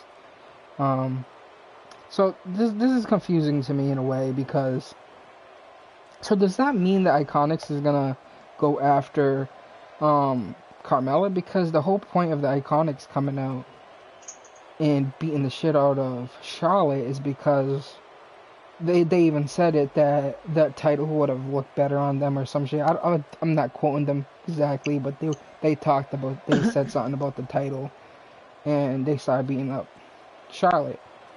So Carmella's not going to hold that belt very long. We all know that. Yeah, we know that she's not going to hold that belt long. So I don't know what the match. They're not going to give it to the Iconics yet either. I think they're going to give it to Naomi. I don't know what the match card is for the women's title. Bad decision also. I don't know what the match card is for the women's title on the Greatest Royal Rumble. I haven't looked at it. It's not. There are no women. No women's matches at all. No women wrestlers. Okay, that's interesting. Yeah, for the Greatest Royal Rumble. So it's in Saudi Arabia. They can't. Yeah. Which is stupid. Stupid. That's true. I see what you mean here. I see. I get it. It's a small little fact. WWE is quietly sweeping under the rug for this event. No women's matches. Okay, so do you think Charlotte will get a rematch, though? Or do you think that's it for Charlotte? Automatically, an automatic rematch. Yeah. So, okay. You want to move on? Yeah, that's fine. Because I have no idea what they're going to do yet with the Iconics, and I know Charlotte does have a rematch for the title, because every title holder deserves a rematch. Well, has a guaranteed rematch for the title. Yeah, but at least they should actually just give just come out just sort of a run with the title, and not lose it automatically. That's what I should say, but I don't know. Yeah, it's like an opinion, but I really do actually want to have. I don't know. I just really do want to see Carmella actually get that big title run though. Carmella, huh? Yeah. Carmella cheater. Carmella gonna lose like Zack Ryder. Cause Paige is cool with Charlotte. Okay, boss game. So moving on to the most disappointing match in SmackDown. Is the Randy Orton versus Bobby Roode versus Rusev for the #1 contenders match for the United States title. And I thought so I thought this match was going to be a pretty good match, because I can't say I didn't enjoy the match at WrestleMania, because I did like it, but the outcome at WrestleMania was kind of a surprise to me. I didn't think they were going to give. Oh, I can't say I didn't think they were going to give Jinder Mahal the title again, because they was going to give Jinder Mahal the title again, but I didn't think it was going to be at that moment. But the outcome of this match, I definitely thought Rusev was going to win this match, so he could have his push that they've been giving Rusev a push, because that's what they've been doing with him. And but nope, we're now stuck with fucking Randy versus Jinder Mahal again. And we're stuck with another Randy versus Jinder Mahal feud, and that's not what I want. We've seen that with the regular with the WWE Championship, which that was a complete waste of time. And it was disappointing. That feud was stupid. It was a stupid feud. I can't say it was okay. I can say it was more of a stupid feud than Bray Wyatt and Randy feud that was going on. It was worse. But I literally thought Rusev was going to win this match. I'm like, yeah, it's going to be a Rusev day. It's going to be a comeback, because Rusev lost at WrestleMania, and this is where they're going to make a big moment for Rusev, is having him win this match. But it wasn't. It was Randy Orton that got the pinfall. That's true. Okay. And I actually do see it. I do kind of see Jinder Mahal winning again. I just see it happening. What? Unfortunately, because it is in Saudi Arabia. Yeah. Yes. Yeah. It's true. So it's a definite win for Jinder Mahal. Yep, Jinder Mahal. But actually, hang on a second. Wait. Yeah. Jinder Mahal is definitely going to win at the Greatest Royal Rumble. Actually, this is actually happening at Backlash. I was just reading about it. I guess I understand that now. Since we put it this way, I didn't look at it this way. If they did make Rusev win this match and go forth fighting Jinder Mahal, since you brought this up, since it is in Saudi Arabia, and having Jinder lose would be disappointing in the sense of how they want, you know, that culture to be a big deal in WWE. Now, like since it would be a disappointing. Like, so it makes sense now. It makes sense now. I get it now. I get it. If they had Rusev lose, it wouldn't be a push. So I see now why they did it with Randy. But this just brings me back to how long this feud is gonna last. You know what I'm saying? Is it gonna last until Backlash or whatever pay-per-view is coming up next? What's gonna happen here? You know what I'm saying? Okay, yeah. I think like it actually will be Randy versus Jinder Mahal at Backlash. I think that's what that triple threat match was for the winner of the face Jinder Mahal at Backlash. That's what it was. I don't know. What do you think, Sheep? Yeah. Seen it, don't want to see it again. Whatever. The gender thing and Randy Orton, I'm done with that. Yeah. Sick of it. I hope that it's over quickly. Whatever it is, it's over quickly, and that they do what they need to do with Rusev or whoever else they're going to put in that title picture. I'm sick of it. One more thing. Go ahead, Ben. I swear, if they bring the Great Khali back, I will automatically just turn my TV off. No, I don't want to see that anymore. That was stupid. We've already seen the Great Khali help the Punjabi match again. Help Jinder Mahal in that stupid match, which should not have never been invented. Might I add, it should not have been invented. Another Punjabi match. It wasn't a bad match. It just had the wrong people in it. Yeah. That's true. Rusev keep losing a storyline. No, well, actually, he's not literally been losing much. He just lost twice so far. But if you listen, Boss Gamer, we kind of made sense on why Rusev lost Tuesday because if they had Rusev win Tuesday and go on to fight Jinder Mahal, it would have been a definite loss for Rusev, and that wouldn't give him the push that we're looking at for Rusev. At for Rusev. And I think they're waiting. Yeah, they're waiting for the right moment. Because Jinder Mahal is going to definitely win at the Greatest Royal Rumble. Because it's in Saudi Arabia. And having Randy lose is not going to affect Randy. Nothing really affects Randy. If he wins or lose, people are going to love him either way. He's that kind of guy. Gonna crash the match. I think Rusev is going to crash the match. Well, you know how they did announce Rusev to fight Undertaker? Why did they do that? Yeah. And then quickly change it? I don't know. If they realized... I think that was... to bury him, probably. It was just bad management. They literally just went, oh, well, let's sew this together. And then somebody said, well, what about Chris Jericho? And they said, oh, well, shit. No, because it's not it was bad actually management. All because of Lana. That's what Lana... Ben, that's kayfabe stuff. We're talking about the real reason. No, because that's the reason why. You're saying it's not.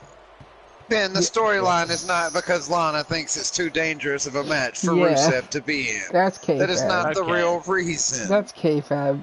Ben, you gotta understand the difference between kayfabe story and real story. I know what the rumors are. I know what Lana posted on Twitter, but that is a story to get you off of whatever it's working, obviously, because you believe it. No, it's not. It's just like, no, people actually have their own opinions, and I have my own opinion. So no shit, man. But you know what kayfabe is, Ben? Come on now.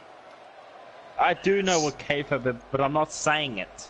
It's story. Lana, you think Lana really cares about Rusev and will be coming out and say, no, you can't fight the Undertaker. It's gonna be too dangerous. Hang on a second. Like wrestling is real. Like he gets hurt from wrestling all the time or something. It's all it was. It's a work.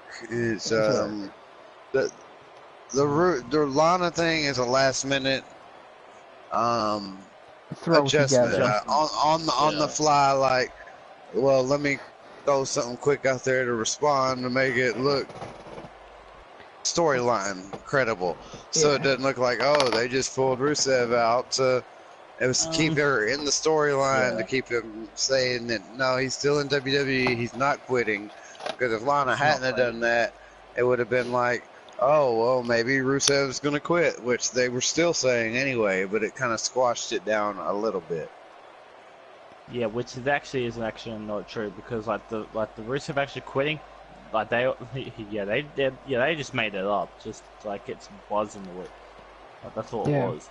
Hey, hey, Sheep. Also, the Nakamura AJ Styles business. Going back to what you said about management, about changing up the match with Undertaker and Rusev. If it was bad management, then wouldn't they already knew? The ball. Wouldn't they already knew that would have been bad, since we're supposed to get this push from Rusev? If they didn't want Rusev to be buried in the first place, because if they wanted Rusev to be buried, they would have just thrown him in that match at Jinder Mahal. Yeah. So it's either somebody did screw up there and didn't think about it, or forgot that Rusev is supposed to be getting a push. Oh, they just thought it was a good idea at first, and they're probably all like, oh, yeah, sounds great, and then somebody realized, oh, that means we got to bury Rusev again. Yeah. Or who knows? We don't know. We can only speculate on what goes on in the minds of the writers. The writing staff, like, they're creative. So, the shit. Who knows? Alright. They fucked up and put Rusev as Undertaker. Okay, and this next segment. Oh yeah, the next segment, the next match we can move on to. With AJ Styles and Daniel Bryan. Renee Young. Hang on, no, it's a Renee Young and the best part was the beginning where Shinsuke no speak English. Yeah. Okay. Stay heel coming in place. This is the reason why. Oh my god. Yeah, Renee asking Shinsuke. Oh, why did you do what you did? Why did you do what you did to AJ Styles? Why did you kick him in the balls or whatever? Why did you do that? And he said, what did he say before he said no English? What did he say? I'm very sorry. Oh yeah, he was being sarcastic about being sorry to AJ for that match. I'm very sorry for AJ. Or something. He was trying to be sarcastic and making up, like, no speak English. Making up something to feel bad, or to say that he's sorry about the match when he really isn't sorry. And Renee Young is like, you're just being sarcastic or something. She says something, and he goes, tell us the real reason why you did what you did. And he goes, sorry, no speak English. No speak English. Oh God. And I'm like, wow, if they have him as like a funny heel or something like that, that'd be interesting. If they have like a funny heel or something, it definitely would some be. little twist to a heel. It would be an interesting heel for him if they go along that lines. And absolutely. And I wouldn't mind it then, because some people were asking me, what do you think about Shinsuke turning heel? And then I was thinking, like, I don't know, I'm not sure about it. But then after seeing that segment, I was like, wow, that's pretty funny. That's actually pretty good writing right there. It's like, if they do more of that, that little goof kind of thing, as him being a heel, it'd be funny. But I think, it would be. I don't know what they're really gonna do with him, honestly. Are they just gonna keep having him, Shinsuke, keep kicking people in the balls? That's what his thing gonna be now? Is him kicking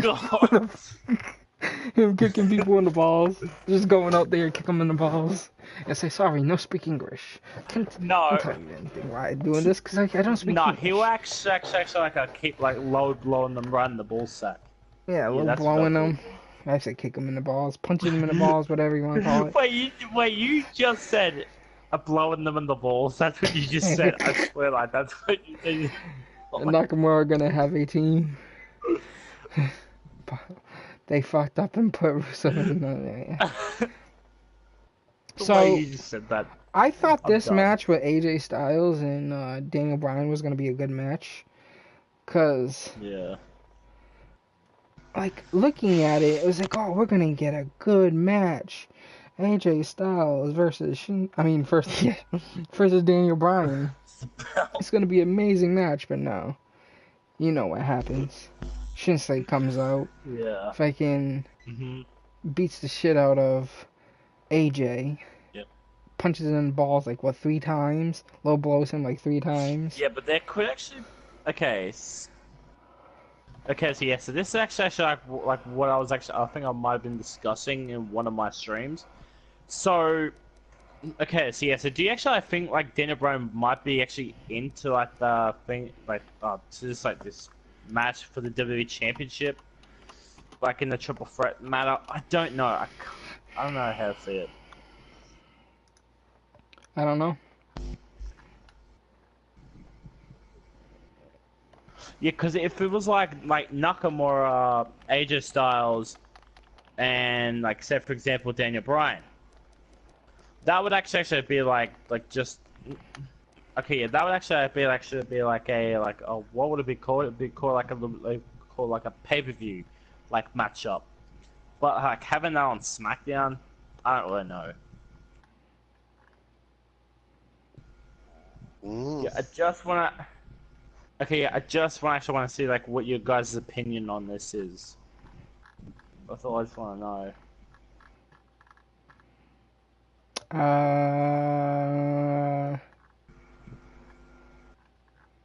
I don't know.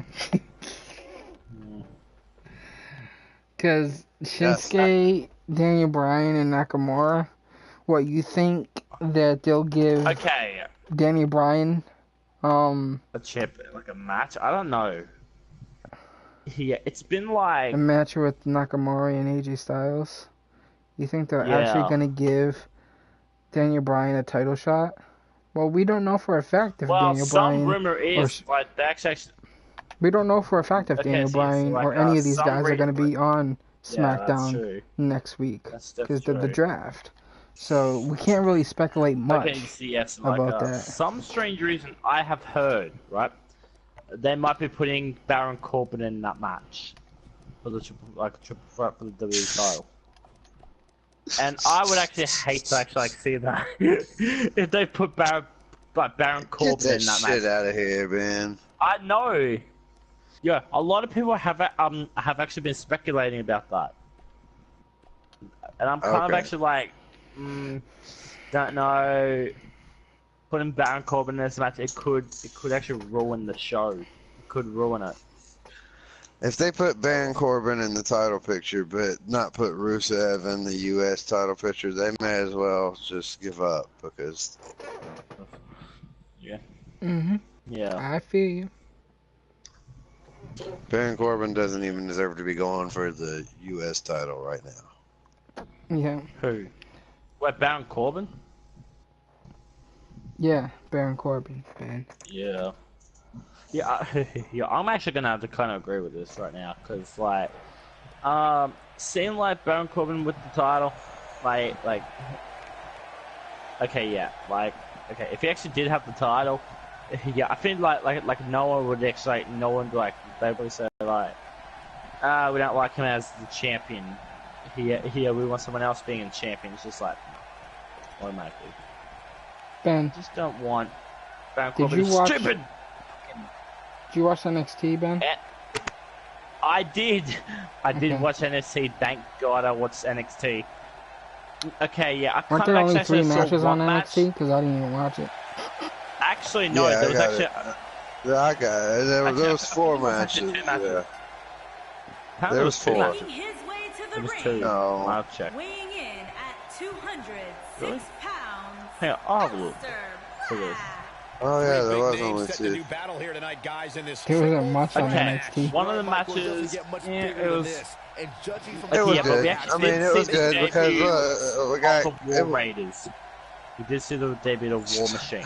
And remember, you just completely skipped over the first match. We got Kairi Sane versus Lacey Evans. It was a good match.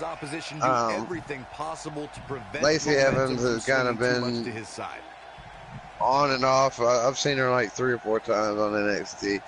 I guess it had been pretty bad before, where she'd mostly lost and been kind of squash match material. I guess since they put this as one of the only 2 matches, they're both going to get a push. So maybe Kairi Sane versus Shayna Baszler is what we're going to see as far as title contention here soon. And yeah, moving on into the heavy machinery and Tino Sabatelli and Riddick Moss. Man, I love Dozer. Dozer's so cool, and just the way he walks is so awesome. Oh, and he did the fucking worm again, and that was awesome. And for some reason, I don't hate Tito and Moss. I don't hate them. I think they're okay as far as tag teams go. And I don't know why, but I like their damn theme song.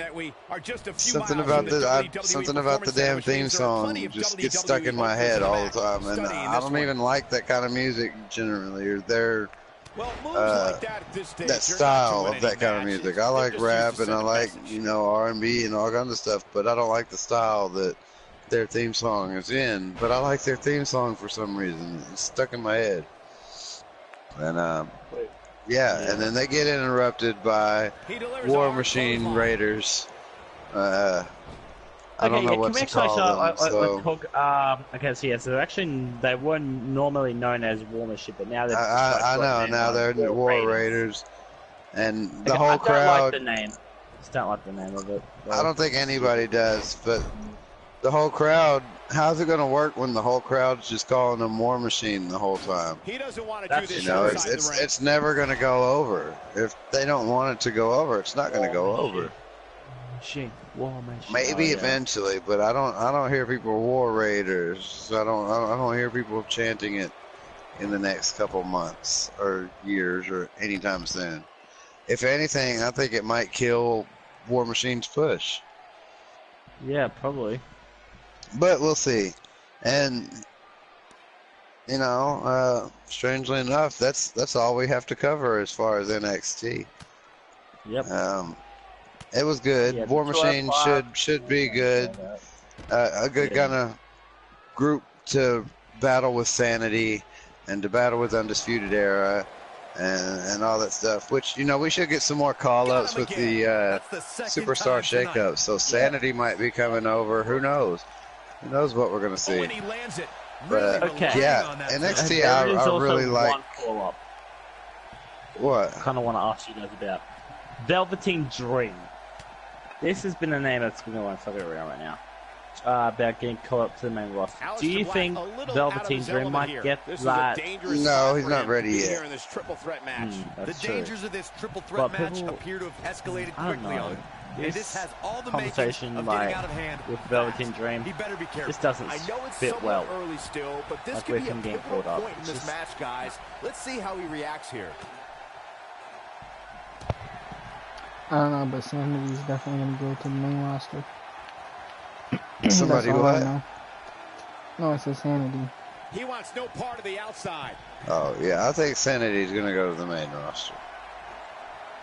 Yep. And I am super glad that Aleister Black's finally champion. We'll see how that goes in the next couple weeks. He put some mustard on that one. Yo, Killer Dave's gonna go strap the ref. Especially when there are no countouts. Ref, you better watch out. So yeah, let's kind of talk about the greatest Royal Rumble and that coming up next, or Backlash first. Which one's first? Okay, yeah, I think it's probably Backlash. I think. No, I think the greatest Royal Rumble. I think it's like in next Friday or something. No, it's the 26th. Yeah, no. Oh, okay. No, it's 27. No way, it is the 27. Yeah, it is next Friday. It is. Right. It is next Friday. Yeah, so that's coming up. I don't like the look in his eye here, folks. This is next Friday. And that one grounds him. What time does that start, He by had the such way? a glass You know? jaw. It starts. Look out! Okay, I don't even know what time it actually starts. I'll have a quick check. Because I don't think it just starts at the normal time. I don't think it'll it start like in it'll be in like that, like 4 p.m. or something like for you guys, because it like no, I think it starts in like the morning because it's like regular time in Saudi Arabia. In the morning. Yeah, that's true. Yeah, I don't know what time it comes on. Maybe at 9. I'll have to look into it. Okay, because so the time it actually starts, I'll give you the time right now. 12 p.m. Eastern Time, 9 a.m. PET. 12 p.m. Eastern Time? Really? It starts at 12 p.m. Eastern Time? Noon. I think it is, yeah. They'll say it. Alistair Black with a nice like on reversal. the thing. There it is. Not a.m.? Oh, yeah, p.m. Yep. Yeah. Yep, and actually, like, also one of the matches How long is going to be is it? Triple H versus John Cena. Is it like it's 2 like hours an hour. long? It's going to be way more than an hour, man. No, hang on. Okay. An hour. Okay, you ready? I'll tell you right now how many hours it's going to be. It's going to go from... Did you hear that? Let's actually say it. Okay, so yeah. Can I just say something right now, dude? He's not looking good here, Byron. No, he's got to get up, and he's got to get up now. What do you want to say, man? Flip back down Okay, so yes, it actually says, okay, so it will be preceded by a special 1 hour Greatest Royal Rumble kickoff starting at 11 a.m. And incredible. Yeah, 11 a.m. It goes to 12 p.m. Gets him So good. yes, that's actually going to be like... Here, Cole. He's simply reminding him that he's here. Yep. I'll be at work anyway, so I'm gonna watch it the next day. So we'll be on the network, so we'll be there. Yeah, definitely. Hey, it seems to be working for I'll be checking it out as soon as I get home. I know that there'll be some interesting stuff. I'm gonna have to like avoid social media and stuff so I don't get spoilers. Oh yeah, and you know, like me already. I'll be like on that Twitter 24/7. Of course, Ben already gonna know these spoilers. He doesn't even have to watch it. There are no allies in matches of this nature. No, I actually. Okay, I actually. Ben, is there any such thing as spoilers to you? I will be watching it. I will be watching it. Like on the but Ben, network, is there any such thing as spoilers to you? Do you care? There are that people spoil spoilers. Stuff? Only for Raw, only for SmackDown, that's all it is. Not where he wants to be right you seem to know about it before you even show it, before you even watch it. Like, you didn't watch SmackDown. And look at the marks these kendo sticks are leaving. SmackDown? Okay, yeah, I only look at the highlights of it, really. Yeah. Oh, and he's still down, Byron. Things definitely aren't looking very I actually do look at the highlights. Sure, you do. Yeah, well, yeah, like what they actually put on the WWE Network. Oh wait, on the WWE YouTube channel, which is how I hit 25 million subscribers. Which is actually really good for those. Let me bring up this card, the match card for. Okay, who's main eventing it? Isn't the 50-man Royal Rumble main eventing? It is. Oh, and he connects. No, because you just said, I don't want to see you just said the Royal Rumble is first, and then it's going to be the matches. No, the main event is going to be, it's going to be the repeat. I don't want to see that. No, it's not going to be that. John Cena Triple H is not the main event. This should do it right there. Universal Champion. Universal Champion is the main event, then. Oh, great. Here we go. Yep. Brock Lesnar, of course, going to bury another person again. So, aka Roman Reigns. Alright, this is the people that...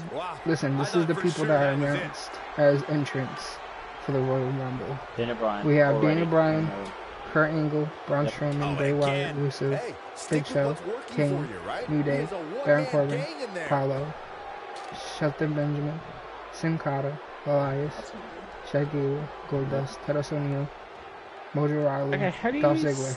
If this superstar can just land the finisher here, this match is all but over. I'm looking at the page, Ben.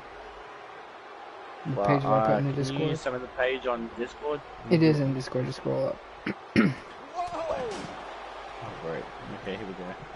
So the matches we have is Universal Championship match, Steel Cage match, Brock Lesnar and Roman Reigns. We already know that. Intercontinental Championship match, ladder match. Seth Rollins, The Miz, Finn Balor, and Samoa Joe apparently. Then we got John Cena versus Triple H. The Undertaker versus Chris Jericho, casket match. The United States match. United States Championship match is Jinder Mahal versus Randy Orton. We already know that. Apparently, there is going to be a Raw tag team match. It says to be announced. So we don't know who's going to be there yet because we got to wait for the Eliminator tournament to be over. My speculation is going to be Matt Hardy and Bray Wyatt. Yeah, definitely. No, it's going to be the Revival. I just can't get over the physicality No, of this it's match. definitely going to be the Revival. I don't know what you're talking about. So yeah, SmackDown is definitely on it. Bludgeon Brothers versus Usos, we already know that. So the only thing that's different that we don't really know is the John Cena and Triple H, and then the announcement of Samoa Joe being in the ladder match for the Intercontinental Championship. There's an ear fall. Wow, that's pure power, so here's what I think guys. is going to go down. He is rolling.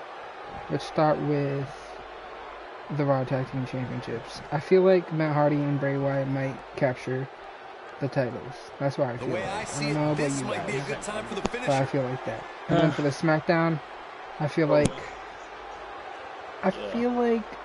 it might be a short run for the Bludgeon Brothers, just so the Bludgeon Brothers can get drafted, maybe for Raw. And then for United States Championship, we got Jinder Mahal versus Randy Orton. I'm not sure.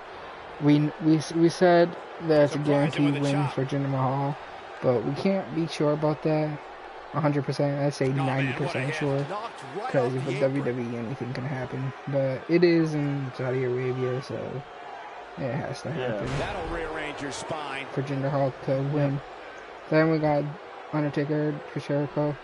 Obviously, Undertaker wins this match. John Cena versus Triple H. Obviously, Triple H wins this match. Just so because how John Cena's been getting that's true. Yeah. John Cena was getting buried a lot. That's definitely true for Undertaker and for the Elias. Oh man, he's right for the picking now. There's almost no way he can still win this match. Intercontinental Championship match. Ladder match. I don't see Samoa Joe winning. Miz could win it back. Who knows? Finn Balor, I don't see him winning it either. So yeah, what do you guys think? Yeah, I could see Seth Rollins retaining it though. Could see him. Finn Balor could get a shot at it, you know, and then trade it back and forth with Seth for a little while. I guess so, but I don't see a long title run with it. That was impressive. Like no, I don't either. Back and forth. Yeah. I see some upsets just because it's, you know, the greatest Royal Rumble, quote unquote. Yeah. I think we're at the point in this match where the finisher could be used. Yeah, I don't see anything major but there's plenty happening. more work for him to do here. I don't see. Oh, maybe, you know, Brock Lesnar loses. What was he thinking? But who knows?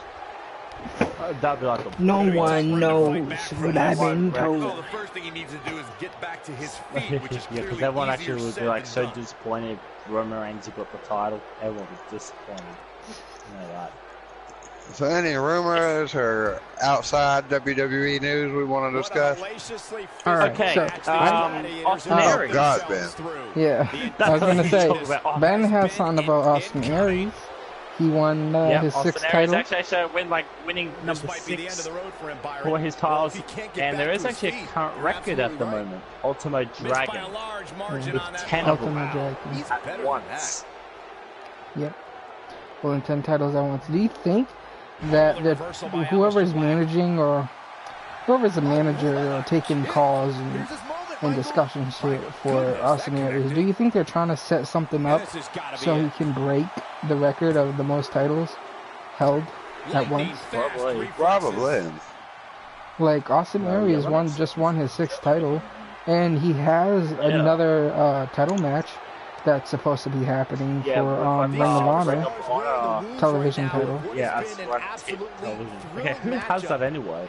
I'm not sure who has it. I don't watch Ring of Honor, so I don't watch Ring of Honor or TNA as I used to. I'll check that right now. Who did? I'll check that. But yeah, Austin Aries won the Defy title, the Defy Championship title. I think that's how you say it. I think it's Defy. Defy, yeah. Yeah, Defy. Defy. Yep. 6 titles so far. That's crazy. Yeah, sorry if I'm actually just trying to find this. I don't think he has anything left. Champions.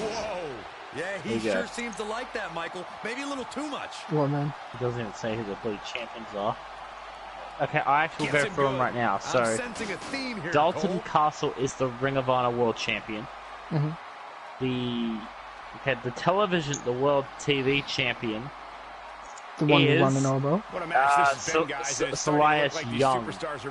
Don't know who that is. I don't know either. Okay, yeah, but he actually did defeated Kenny King with that tile. Guys, when you have as trained an eye as I do, you get to the point where you can see the finisher coming before it actually comes. And let me tip you off to something here. Actually, I don't even know who this guy is. This is his opportunity. Strap my controller. You hear that? That is exactly what Drew Yeah, I definitely did hear the controller. The controller's probably broken now. Who fucking knows? Probably. Bounce off the floor hard. And I have tile. And my controller cost me $120. So, I hope it's not broken. So, I have some news. Not really big news. It's more of what people have been talking about.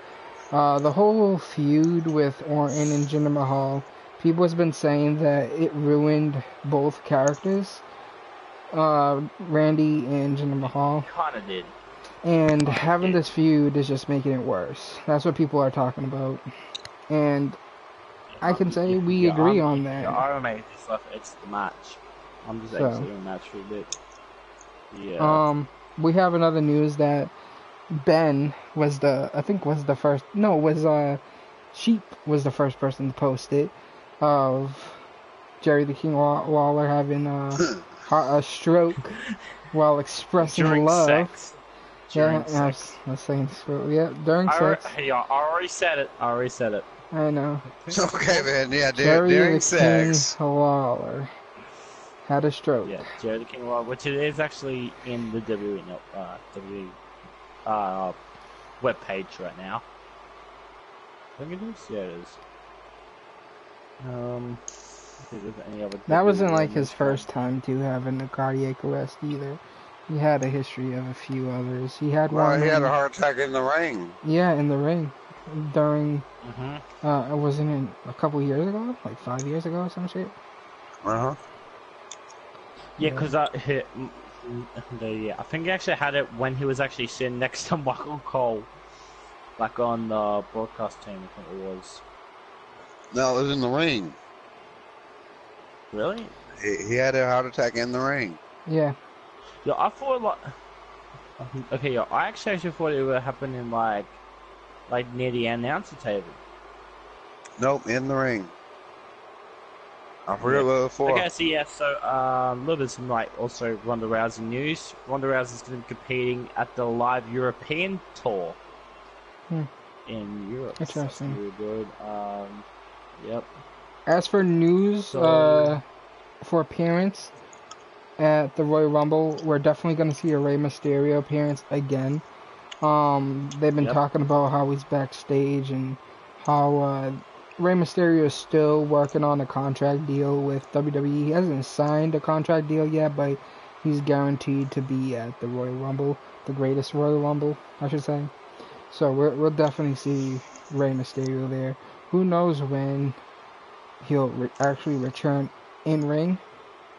And there's more speculations about another thing with another wrestler that's currently in WWE that we all know and love, John Cena. Apparently, people are saying, you know how John Cena is a part-timer, right? And how his last matches was always, like, a match that he always lost. They're saying that this last match at the Greatest Royal Rumble could be his last run for a last match for him in wrestling. Not that he won't be part of wrestling anymore, but he's not gonna have like matches anymore. Like he could do like appearances like, you know, Undertaker does and whatnot. He'll be like a legend, basically. And, you know, he's not gonna quit or anything. He's just gonna, you know, not really retire, but he'll still be there because we know John Cena bleeds WWE. John Cena loves WWE. So we could guarantee we can see him in big events like Survivor Series or Royal Rumble or stuff like that, where there's always appearances. Yeah, okay. There's also some more news with I don't know if this was real or not.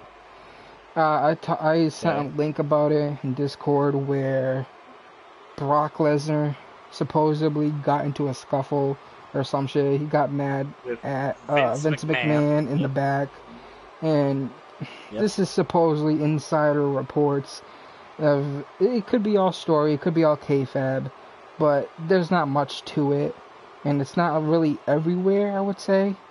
But there's been reports that Brock had a big fight with, verbal fight with Vince, and ending the fight with the title thrown either to the ground or at Vince. So who knows if this is story or who knows if this is real. I mean, it could be real in a sense of how, if they go with having, because during that day he also signed another re-signed contract with WWE. So maybe he wasn't in agreement with a match that he was gonna do. I think in the Greatest Royal Rumble match where they had him re-signed just to have him lose against Roman. Maybe that's why he was mad. I don't know. Probably. What do you guys think? Probably.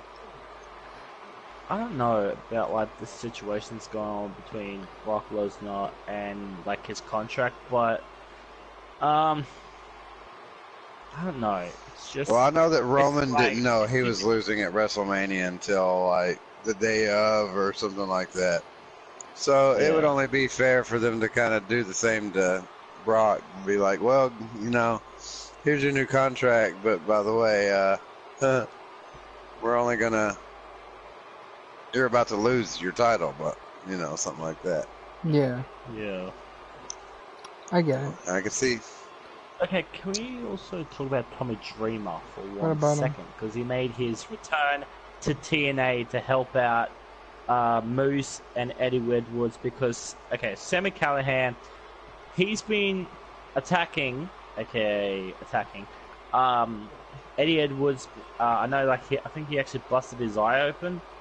And then, so Sami Callihan actually went after Eddie Edwards' wife. So then a couple of days after, I think it was, what was it? I don't know what it was now. Okay, so yes, and then Eddie Edwards actually invaded Ohio to actually attack OVE, but OVE actually got like the big advantage over there because of like all the superstars. And then I think it was on this past week at Impact. So Eddie Edwards, okay, so yeah, so it was Moose versus Sami Callihan. These two actually went back and forth. It was a really good match. Typically, like, I didn't see it, but yes, and then like they started actually beating up the crap out of Moose, and then Eddie Edwards comes out, tries to help Moose out. And then OVE actually turned their attention to Eddie Edwards. Eddie Edwards gets taken out of the situation. Then they try to attack Eddie Edwards. Eddie Edwards' wife, whatever her name is right now, comes out, actually saves him. Then Sami Callihan was going to attack Eddie Edwards' wife, and then the lights go out. Lights come back on again. Tommy Dreamer's in the ring, beats the crap out of him. Yeah, the Tommy Dreamer, he has actually made a TNA appearance. Yeah, and I know like you guys actually don't watch TNA. I know that, but it's okay. Check right now. It's like nothing else like from TNA. I'm actually trying to look at. Any other like stuff I should. Yeah. I got another thing about WWE. Apparently, Dolph Ziggler hasn't signed a contract. Just saying, he hasn't signed any contract with WWE. So. Yeah. Yes, he has. I read a thing not too long ago about how he just signed a new one. Really? Oh, pretty big. How long ago was this? He's got a big, like 2 months ago or a month ago. He hasn't signed a deal or anything. I read this 2 days ago. I read it 2 days ago. When they were talking, remember when he dropped the belt? I don't know. And his contract was coming up. Yeah, he's got a contract. There's two days ago. There's a thing that's saying that he hasn't. On Bleacher Report, he hasn't had any deal yet. Yeah. I mean, a deal might be different than a contract. So, a deal could mean what they would do with him, but a contract could just be in the WWE. You know, a deal and a contract is different, I should say. Yeah. So he could have a contract, but he doesn't have a contract deal, meaning that whatever they want to do with him during his contract isn't set in the books. You know what I mean? Yeah. So they could still be making something up to do with him, because honestly, they haven't really done anything with him other than have him return and have him put in the match. There hasn't been any big story with him yet. So I see. Okay, see, look. Sports Illustrated put out a couple months ago that he re-signed with the company for $1.5 million. Yeah, but there's no deal yet. There's no deal on what to do. Yeah, that's not true. Yeah. Yeah, there's no deal on what to do with him yet. I actually need to go play some Fortnite. No, you don't need to play no Fortnite, Ben. We're over here talking in the podcast. You don't need to play Fortnite. I know we are, dude. I know. We're gonna be ending soon, anyways. Yeah, you don't have to worry about it, Ben. I just one thing I want to talk about. I mean, I could bring this up during any podcast, but I kind of want to talk about it in this podcast because I just have it on my mind. Yeah. So who do you guys think they will put on the cover for the next WWE game? Do you think it's gonna be a female? Since they're all into this whole first ever female thing. There has been rumors that Braun Strowman might be on the cover. You think so? Braun Strowman's gonna be on the cover? They're not gonna put a woman on the cover because it won't sell copies to. Well, it might sell copies to men, but generally thinking that it wouldn't. I wouldn't care. Yeah. If it's somebody big like Asuka or Charlotte or Alexa Bliss, I wouldn't care. Yeah. I mean, who are the people that play wrestling games anyways? I do. Fans. Wrestling fans. You don't see anybody that used to watch wrestling back 10 years ago or something, 20 years ago, be playing wrestling games. So, you got a point there. So it's not like they're trying to attract everybody that was a fan or not. Yeah. I could see Asuka. I could see Asuka on the cover. But the thing is, it's kind of irrelevant now at this point if they do put Asuka on the cover. Yeah. But I guess it'd still be relevant because she was, you know, undefeated. And she had her run the past year. Because let's just remember, the wrestling games ain't about the era that they come out in.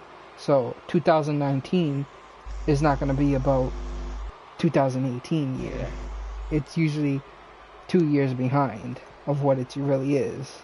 You know what I'm saying? Well, a year behind. No, it's definitely 2 years behind. Because 2018 came out. The game is called 2018, WWE 2K18. And we just got into the year 18 4 months ago. So, well, it's 2 years 2018. behind.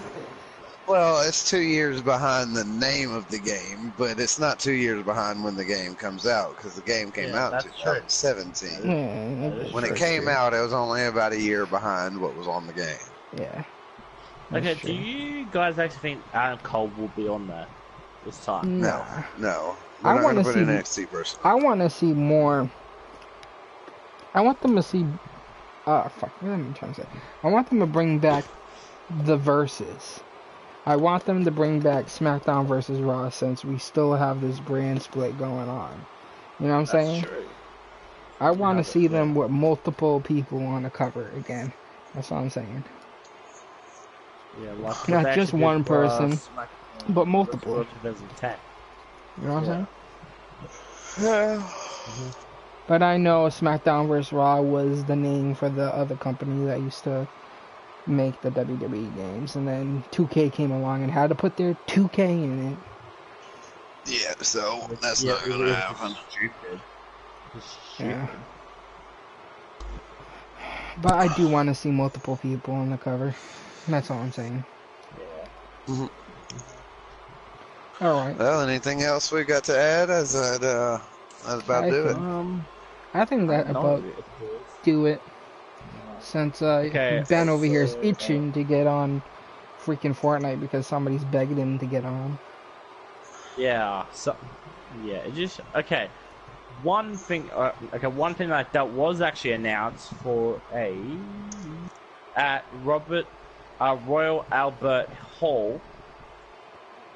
Okay, so there's actually gonna be a 6-man tag featuring it's gonna be Pete Dunne, Tyler Bate, and Trent Seven to face the Undisputed Era, which would actually say Roger. Somebody wanted me to do that match in my live stream earlier. My WWE live stream earlier. They're like, "Oh, can you do this match?" And I didn't know why they wanted that match. Mustache Mountain versus the Era. And Pete Dunne versus. I guess that's why. Yeah, I didn't know why. I was like, "Oh, this is interesting," but I didn't have the people, so I couldn't do it. I didn't have Tyler Bate and the other guy. Right. Alright. I guess we can end the podcast here. It's been well over 2 hours long podcast. I mean, it was interesting. It was an interesting podcast. Not bad. We had a lot to talk about, definitely after WrestleMania. And upcoming. I know we didn't talk about Backlash, well, we don't really have to talk about Backlash since Backlash is in a couple weeks. We can talk about it next week, I guess. We'll be able to talk about it. We can, if we get a chance or whatever, we can even do a whole podcast on it or something like that. Yeah. Yep. Alright. So, that was actually a lot of fun. Yeah. Well, looks like we're gonna end the podcast here, guys. I appreciate all you guys that stopped by the stream. Not like anybody's watching, but for the people that might listen to the whole stream. 4 people now. 4 people now watching the stream. That's good. I appreciate all you guys that stopped by the stream and gave us a listen and left us a like. I really appreciate it. I mean, like I say on my stream, all of that matters is that you stop by and stay for a while and leave a like. That's all that matters. You don't have to stay for the whole thing. Yeah, and actually, also, I just leave like a good comment. Leave a good comment. Yeah, I mean, I would like to see some comments, but I don't know when we'll hit that part. But maybe a year or two, if we're still doing this, we can have some more activity going on in our podcast. Yep. I know. That's true.